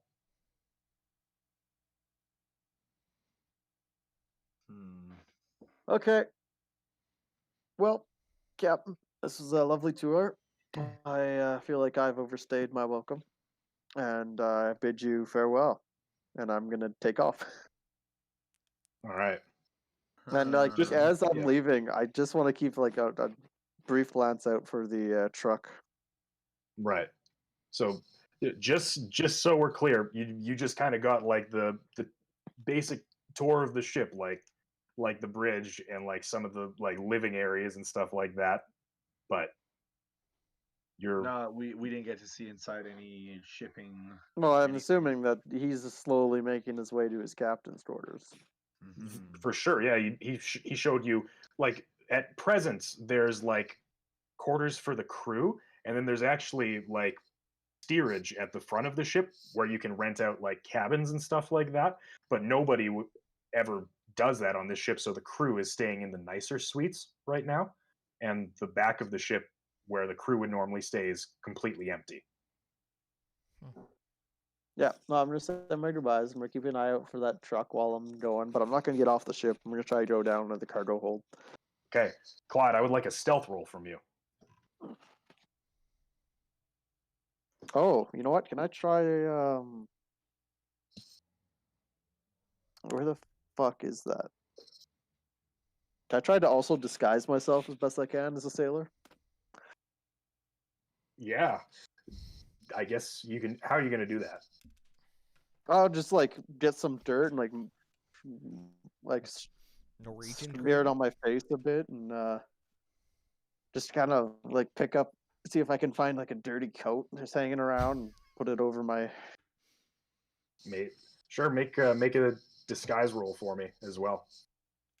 Okay, separate rolls, or do we want to roll together? Let's do a combined roll. Okay. Let's go, baby. Shit. Fuck it, I'm gonna push the roll. Ooh. Okay.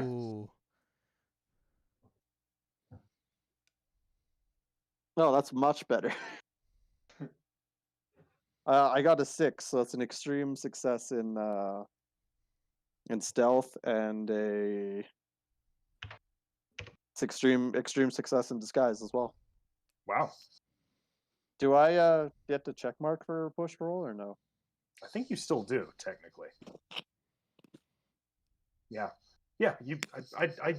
It's just using luck that you don't get the check mark, I think. So yeah, you still get the check mark for pushing the roll. Dang. Okay, Clyde. So like nothing, you are able to disguise. Like after hanging out with Norman, you have like a pretty good idea of what these maritime morons are like, and you nobody even like people sort of like shoot glances towards you on the deck of the ship, even though that they all work together. They just kind of see you and are like whatever, and just kind of go about their business. below deck, you just kind of sneak through the hallways without being seen until you do get to a large cargo hold, which is lined with a number of wooden boxes and crates, very similar to the ones you saw at the Penhew Foundation the other night. Are any addressed with the same that I got from those boxes at the Penhew Foundation, like the Port Darwin in Australia or Hofang Import in China? One moment, I will tell you that in just a moment.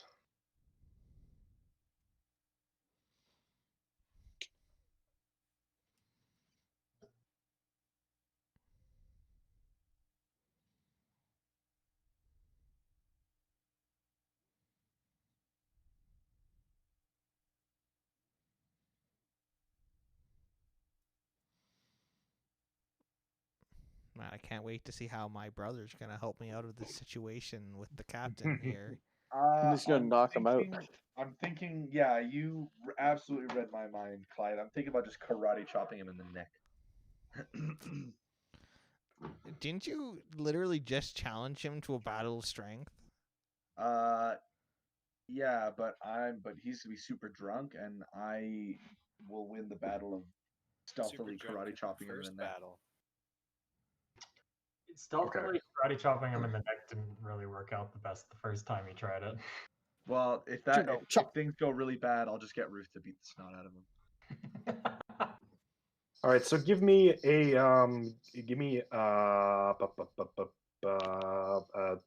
spot hidden roll.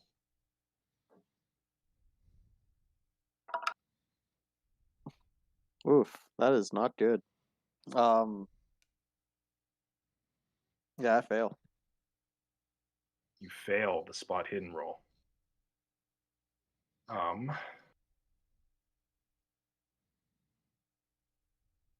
Okay, so you do see a large crate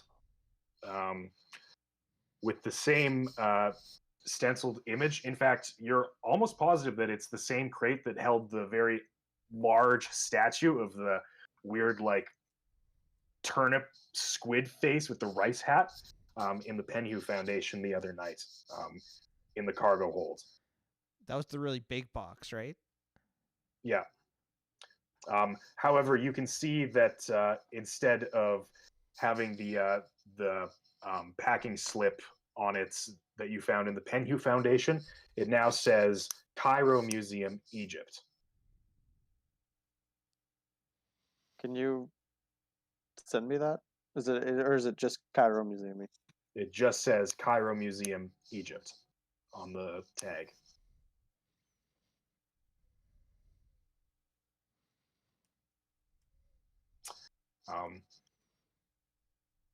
There are about 15 crates in total on the ship. So not all of them can be what you saw the other night. Okay. Just out of curiosity, how do you spell Cairo? Cairo.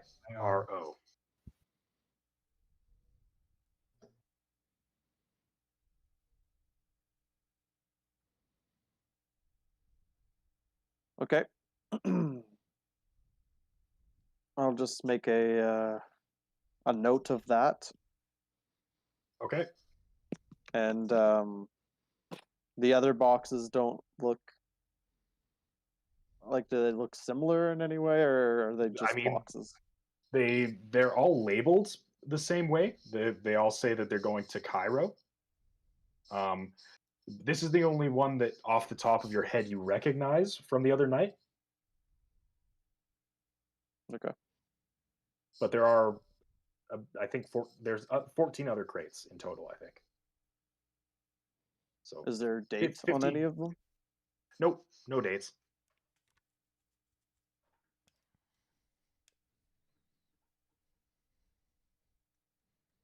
Okay. I don't really want to open them. And there's no paperwork down here at all. You don't see any. The only like real clue you've gotten about any direction or anything above board has been the shipping label on each of the crates. Okay. I'm pretty sure I've got a little knife with me. Mhm. I'll just want to make a little mark, like something that I could recognize later on if I were to ever see this crate again. Just like Sure. off in one of the corners somewhere. Sure, yeah. What sort of mark do you want to put on it? I'll try to crudely carve in the face of the little figure that I have. The little pharaoh? Yeah. Oh god, that's a big artistic skill. But it's Okay. very crude. Just like even if it's just like a face and some like lines coming down. A smiley face. Here's the Yeah, it's just like a smiley face with like some Should have tentacle like like invented sticks. the poop emoji. I'm just gonna write Clyde carves smiley Cthulhu face onto boxes. That sounds perfect. Into And then I'll try to boxes. make my way back up and off the ship. Sounds good. Okay. Yeah, with an extreme success on that roll, easily enough done. You make your way up to the above deck and down onto the wharf. Harrison and Ruth, you are still hanging out with Captain Torvak. So, what do you think of my ship? He's still like holding a beer. Well, I am, as you can imagine, Captain Torvak, just profoundly impressed with the whole ship that you're running here. I could really tell that the crewmates respect you. I could tell that you have a fine operation running here. I'm almost intimidated. I almost don't want to be here because of just how fine everything going is here. You know, I simply have to just write chronicles about this experience that I've had today, and so I think I have to be going. Ruth, you want to come?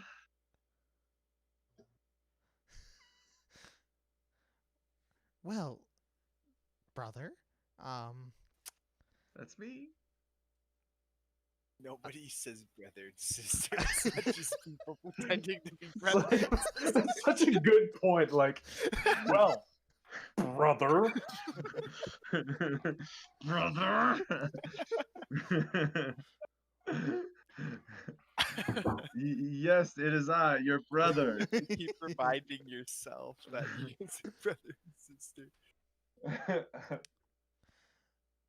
I believe you had other interesting people to introduce me to, if I believe correctly. Is that right?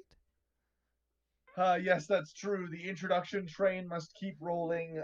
You see, Captain Torback, I very much wish for Ruth to find a husband that will suit her after her previous husband was so cruel. And as much as I respect you so greatly, I just feel that your seafaring life would not suit my darling Ruth. She truly is a woman of the land, and I think that is where we must return. Like you were Come, saying, don't you sister. know a man who has a big mansion in the woods? Who? Yes, yes, I won't say his name for sometimes it brings bad things. But I think that I very much like to have you meet him and see if he would be a suitable candidate for your marriage. Captain Ahab, sorry, Captain Torvak, it's been a true pleasure experiencing your ship and meeting you, and I wish you only the finest of seafaring journeys, and I hope that our paths will cross again someday. Thank you. Good night. I don't want to. You leave the ship. I don't want to make this any weirder than it already is. Okay. I can't be like, no, I want you to stay on my ship. I Yeah. I can't in good faith do that. The captain wishes you good night. Yeah, I was exercising some customer service skill where I pad him with compliments and information before I then deliver the bad news. So I just wanted to really make sure he knew the circumstance before I let him down. I thought he was gonna like fight me. I thought he was gonna let Ruth go. Well, as you disembark the ship, you watch him going back to the bar. Nothing can stop the love of a sailor and his pub. Well, Ruth, I guess you just weren't the woman for him. I'm gonna like not real punch Harrison in the shoulder, but like a good like fuck you punch. Like, come on, dude. What the fuck was that? Oh, Ruth, you're so feisty. I mean, you can make a fighting brawl check without the gloves. I don't wanna harm him, but it's a. That seems like a fruity punch then. No, it's not that. It's a. Oh, Ruth. Oh, you. Yeah. It's like you're trying to hurt him or you're trying to be playful. There's not much in between. If there's no in between, then I'm gonna hurt him. I'm not fucking playing with him. We can just say that it does like one point of damage. I like that. 1 point of damage. Come on. I mean, you need to stop making stories about my identity. You can try and dodge it or fight back, but Ruth has a better fighting brawl skill than anybody in the campaign thus far. So. Yeah, I'm just gonna dodge. Okay. Roll the dodge. Do I need to roll to hit or anything? Yes. If he succeeds on the dodge, you get a penalty die. That would be a failure. Okay. That would be a failure. That's a normal success. You take 1 point of damage as Ruth punches you in the arm. Oh, give over, Ruth. I did it all for the information, okay? If you can't play along with the charade, then I'll bring Norman next time. You meet up with Clyde on the dock, who's looking a little dirtier than when you last saw him. I barely even recognized you, Clyde. I have some talents that come in handy. Let's go for a walk, shall we? Yes. As you walk into the London afternoon, we're going to cut back to Richard and Norman.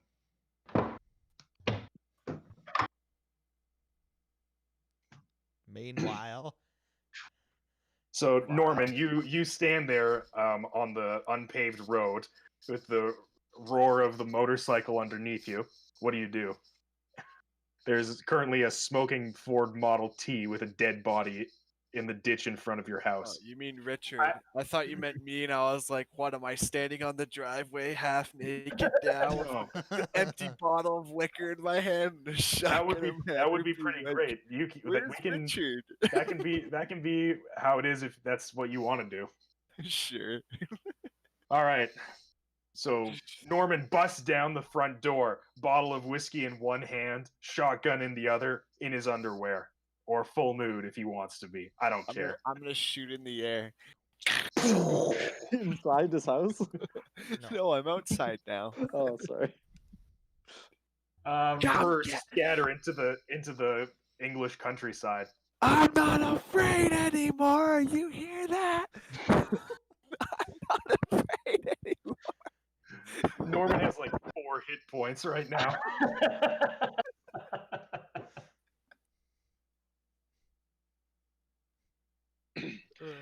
The sound of the shotgun blast from back on your property sends the one guy who you pulled out of the car into a full-on sprint into the countryside. I want to fucking catch this bitch. I want to go bop him over the head and knock him out. That's what I want to do. Okay.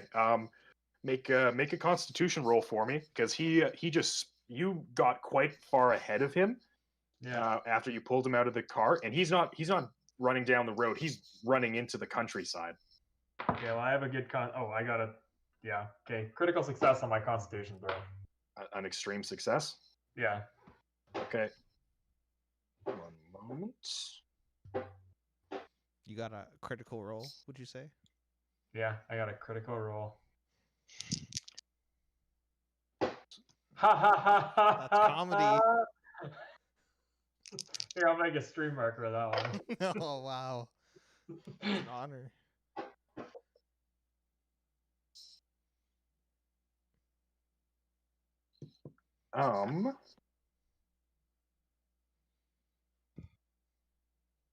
What's your movement rating, 7. Richard? 7? Okay, so you guys actually have the same movement rating.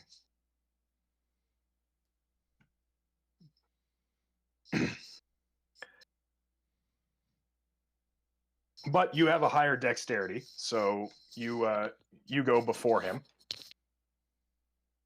You both only have one movement action, though. Well, I'm gonna fucking chase him. I'm not gonna make another. I'm not risking another fucking miracle shot from across the goddamn world at this guy's kneecap. Okay. So yeah, you can try and catch up to him. Yeah, I'm doing a full blown sprint after him. One man Okay. already. Yeah. Have any like the injuries not cause any kind of reducing to movement speed? No, they don't. Ah, damn. No.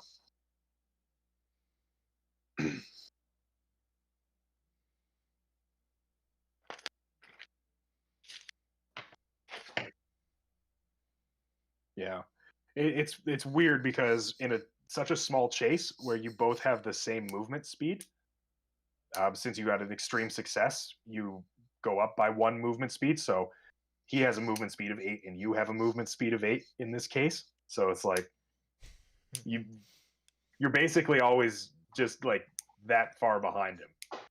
I want to fucking catch this guy. You feel pretty confident that you cannot catch this guy on foot. Would I be able to like? Is it like because countryside? Like, would I be able to drive my motorcycle on this stuff? You can certainly try. You know what? Fucking why not? Because otherwise, I'm not gonna catch him. Okay, yeah. You can make a drive auto roll. Make a hard drive auto roll. Oh, son of a bitch! What is this, man? Which dice are you gonna use? It's half, right? Yeah. I get a 10. I gotta catch this. I put all this effort in. I'll have to use luck points to fucking make it happen. That's all it comes down to. Make it happen. Can't question the dead guy. All right, I'm gonna use 3 luck points to succeed on that hard success. How many fucking luck points do you have? I started Zeus, so like, when I 27. originally had like at the very beginning before like when I first got Richard, I had 83. After what I just used now, I'm down to 54.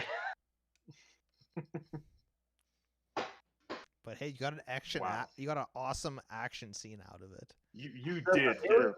It was worth every luck point spent. I also want to point out that action scene, it's not in this fucking book. I just had to come up with that shit off the cuff. That's like one of the best moments of the campaign so far. So, Richard, you get onto your cycle, and you go tearing off and do like a sick jump off the side of the road into like some pasture on the side. And you catch up to this guy immediately. Okay, I want to fucking boop him. I want to knock this bitch out.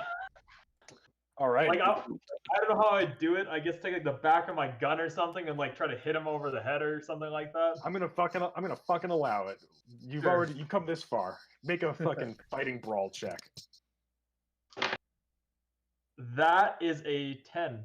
So that is an extreme success on my fighting brawl.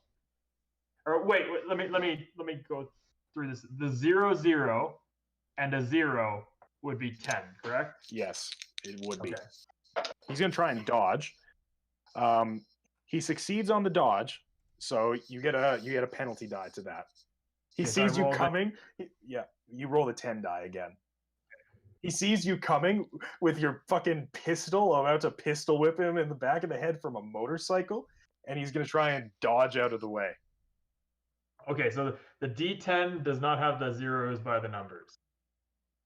Okay, that's the one you don't roll. That's the one I don't roll. Okay. Yeah. Okay.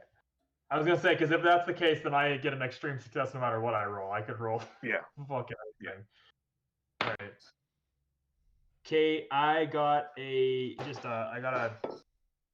You know what? I'm gonna fucking push this one. I got a regular success, but I'm gonna use 2 luck points to push it to a hard success. He's a madman. I come this far. I'm not letting this fucker get away.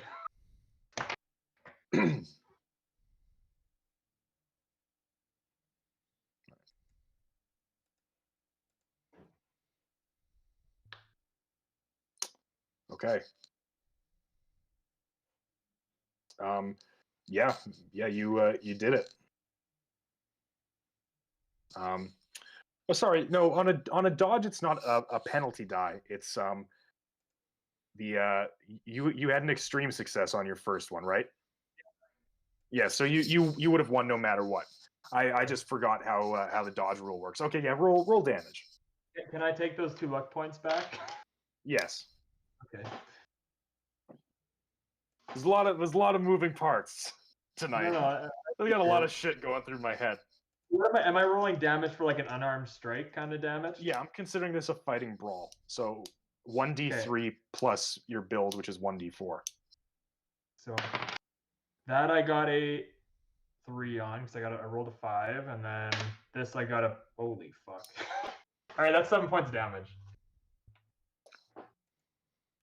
On the back of the motorcycle, Madman Richard comes barreling down the countryside, pistol in hand, after capping one motherfucker in the head and the shoulder and pulling this guy out of a moving vehicle. There's like a beautiful pastoral scene of the Essex countryside. Little sheepies grazing in pasture. A wonderful day. Oh, And a madman on a motorcycle pistol whips this guy in the back of the head, and he goes limp on the ground. Sweet. Norman, you come running down the driveway. You see a smoking car with a dead body inside of it. Oh, and shit. And in the New fields car. to your right, in the fields to your right, you see Richard with a man underneath him, brandishing a pistol on top of his motorcycle. Okay, I'm gonna go to the car. Okay. I see Richard, so I'm gonna go. Or sorry, I see Norman, so I'm gonna go to the car. All right. What? You guys both make it to the car. I'm gonna search the car. Search the Norman. dead guy. Norman, I didn't think you'd be out here. Richard. You weren't coming back, so I was coming to check on you. Well, don't worry, good sir. I have everything under control. Are you okay? Did these guys attack you? They were sneaking around. The one tried to pull me off my motorcycle. I was just purely curious what was going on with them. The one tried to pull me off my motorcycle, and after that, combat ensued. Was it this one here? Richard, do you Norman, make a psychology roll. Richard, make a fast talk roll. Oh no. I feel like we're both equally as bad in these areas. Fail. I also failed. Okay.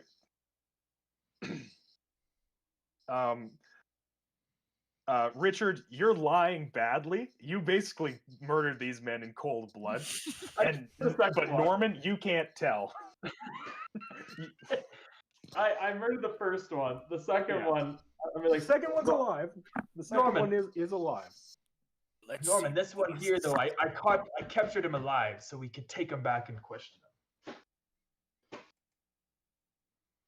Well, let's see what secrets this other guy has. And I'm going to search his body and search the glove compartment and see what I can see. You're in the car that has the brain spewed all over the... Yeah, it is a bloody mess inside this car. It's like Bonnie and Clyde just rolled up, and the federal agents just pumped like all of their ammo into them. It is a bloody, visceral mess with just blood and viscera all over the inside of the windshield. Make a spot hidden check for me, Norman. I think I'm gonna have to invest in some security. Why, you're not good enough security? No, to Even- protect me from jail and to protect other people from me. Well, Richard, if that's your concern, then we need to get this vehicle back on the property. It is on the property, isn't it? Still, it's like on the. You're on the road. It's It's in the yeah, middle of it's the road. it's a public road, but it's like a backcountry road, you know. So like it's they weren't on your driveway, but it's the like road that connects to your driveway. So You there's get not it much then. traffic on here. Like it could be quite a while before anyone comes by, but anybody who uses this road is going to see the crashed car and the dead body. Yeah. Richard, let's get this back inside your garage there. I agree, Norman. All right, so I failed, so I guess I'll just hop in the car and try to. Oh no! Can you drive responsibly, please? Like slowly. I mean, I'm half drunk, but I'm gonna try to drive very slowly. There's also no question that Norman's just in his underwear.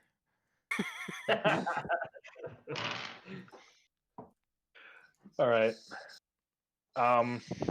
Fuck it. I'll allow it without a roll.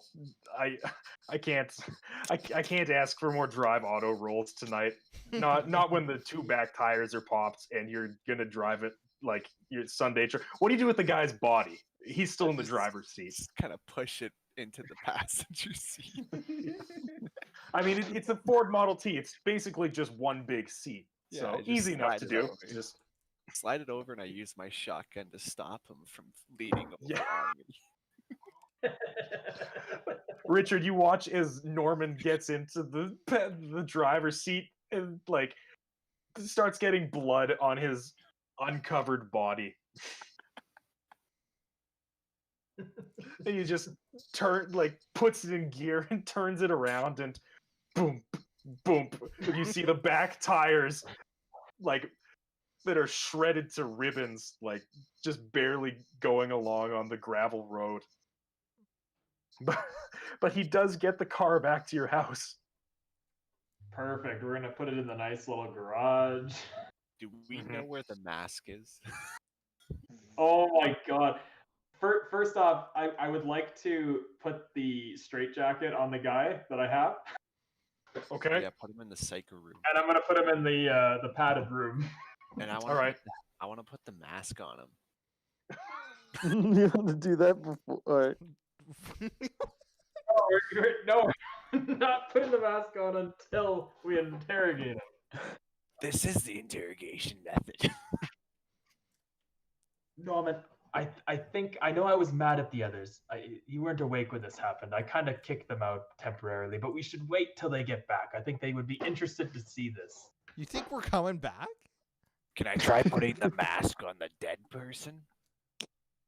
See No, what happens. because I don't want to have a dead person walking around with the powers of whatever you guys have found in that mask. Well, this is lame. Listen, there's a big cupboard of scotch downstairs. Go for it. From the driveway, you hear ring ring of a bicycle bell, and you look out the window and you see Claude has ridden a bicycle down the driveway, and he kind of stops to look at the Model T, and he walks in the door. Richard, are you aware that there's a dead body in the driveway? There was another man snooping on the property, and they attacked us. I mean, I technically attacked them first, but they were snooping on the property, and they were not innocent. I've captured one alive. Oh, I see. Don't worry, Richard. I'll do a sweep, and he reaches up into you can see him go into the the living room by the big open fireplace, and he pushes a bunch of books on a bookcase aside and pulls a Thompson submachine gun out and goes walks outside. Dude, what house were we in? What the fuck? Jeez. It just I decided that this campaign is balls out, don't care at all times. Fucking Thompson. Wow. Respect See, just went up. you were protected. You thought I was dangerous. Claude's the real threat. Yeah, Richard, you didn't know that gun was there. You had no clue. Claude, where did you get such a weapon? Don't worry about it. I'm doing a sweep. Hey, Claude, before you go, you didn't happen to see my shotgun lying around in that limo, did you? Yes, I think it's in the boot, actually, sir. Oh, perfect. So when it comes back, we'll get it. Great. Love it. Absolutely.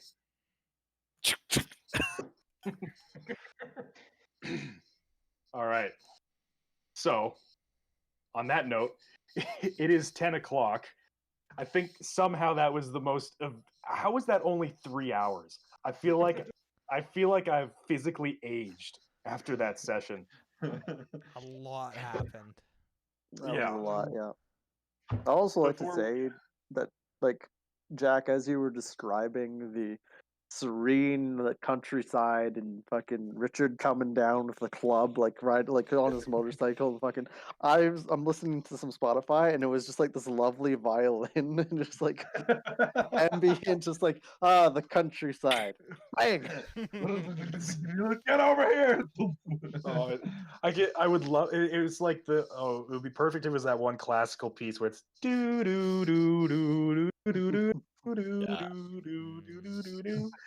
Oh, I can't remember what it's called, but yeah. That's the Peggle 2 soundtrack. Yeah. There you go. A man of taste. Yeah. So before we sign off for tonight, is there anything anyone wants to do? Any conversations that need to be had?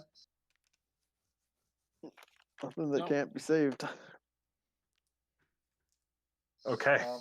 Are we ending this with everyone back at the mansion? Because I was kind of hoping we'd have some more drinks, get on the train, stumble home, sing some songs, grow closer as a group of people, and then arrive at the door, see the dead body in the Model T, be like, eh. Just another day on the I job. think that's a bigger conversation. That is a big conversation. I'll say this: if you want to do that, we can fast forward to nighttime where you've taken a train back to the countryside, walked back to the house, and No, I don't know if as- Richard wants us there. That was kind of my impression. I didn't think we were welcome anymore. who knows? I mean, we don't really have anywhere else to go. We're strangers We have in a the foreign Jesse land. Hughes fund. We can go anywhere. You guys just gonna abandon Norman. No, you're just watching him for the day. It's one thing. I guess for- we should go to second Norman. I was gonna say it's one thing for you guys not to be big fans of Richard, even though Richard saves at least 2 of his people's lives. It's I should it's get on board fucking with a Disney Plus series of Richard and Yeah. Norman. Yeah, going it's- off on their own. it's Clyde, Harrison, and Ruth, and Norman and Richard. Now those are the two teams. It's Team Douchebag and Team Psychopath, basically. Which one is which? you know who Team Psychopath is. After tonight, I do. In 2 seeds, like Norman, like Norman and Richard are in China, and the rest of us are in Egypt. Maybe that was Evan's plan. When Evan was like, "I'm going to China," when you were still in New York, I was like, I can run 2 different campaigns at once that are doing the same thing, but it's gonna be hard. And now I'm like, is that what I'm doing? Is this my life now? So, on that note, thank you all so much for joining us. It has been a crazy 3 weeks of Call of Cthulhu. 3 weeks back to back was a lot of fun. It was not what I was expecting. We got a lot done. We are a huge chunk through the London chapter now. Nice. So there's still lots to do, lots of things to be uncovered. But for now, we've been Live Connection. This is Masks of Nyarlathotep, and oh boy, I need to fill up my mug with water because I'm parched. Thank you so much for joining us, and we'll see you next time. Okay, bye guys. See ya. Uh,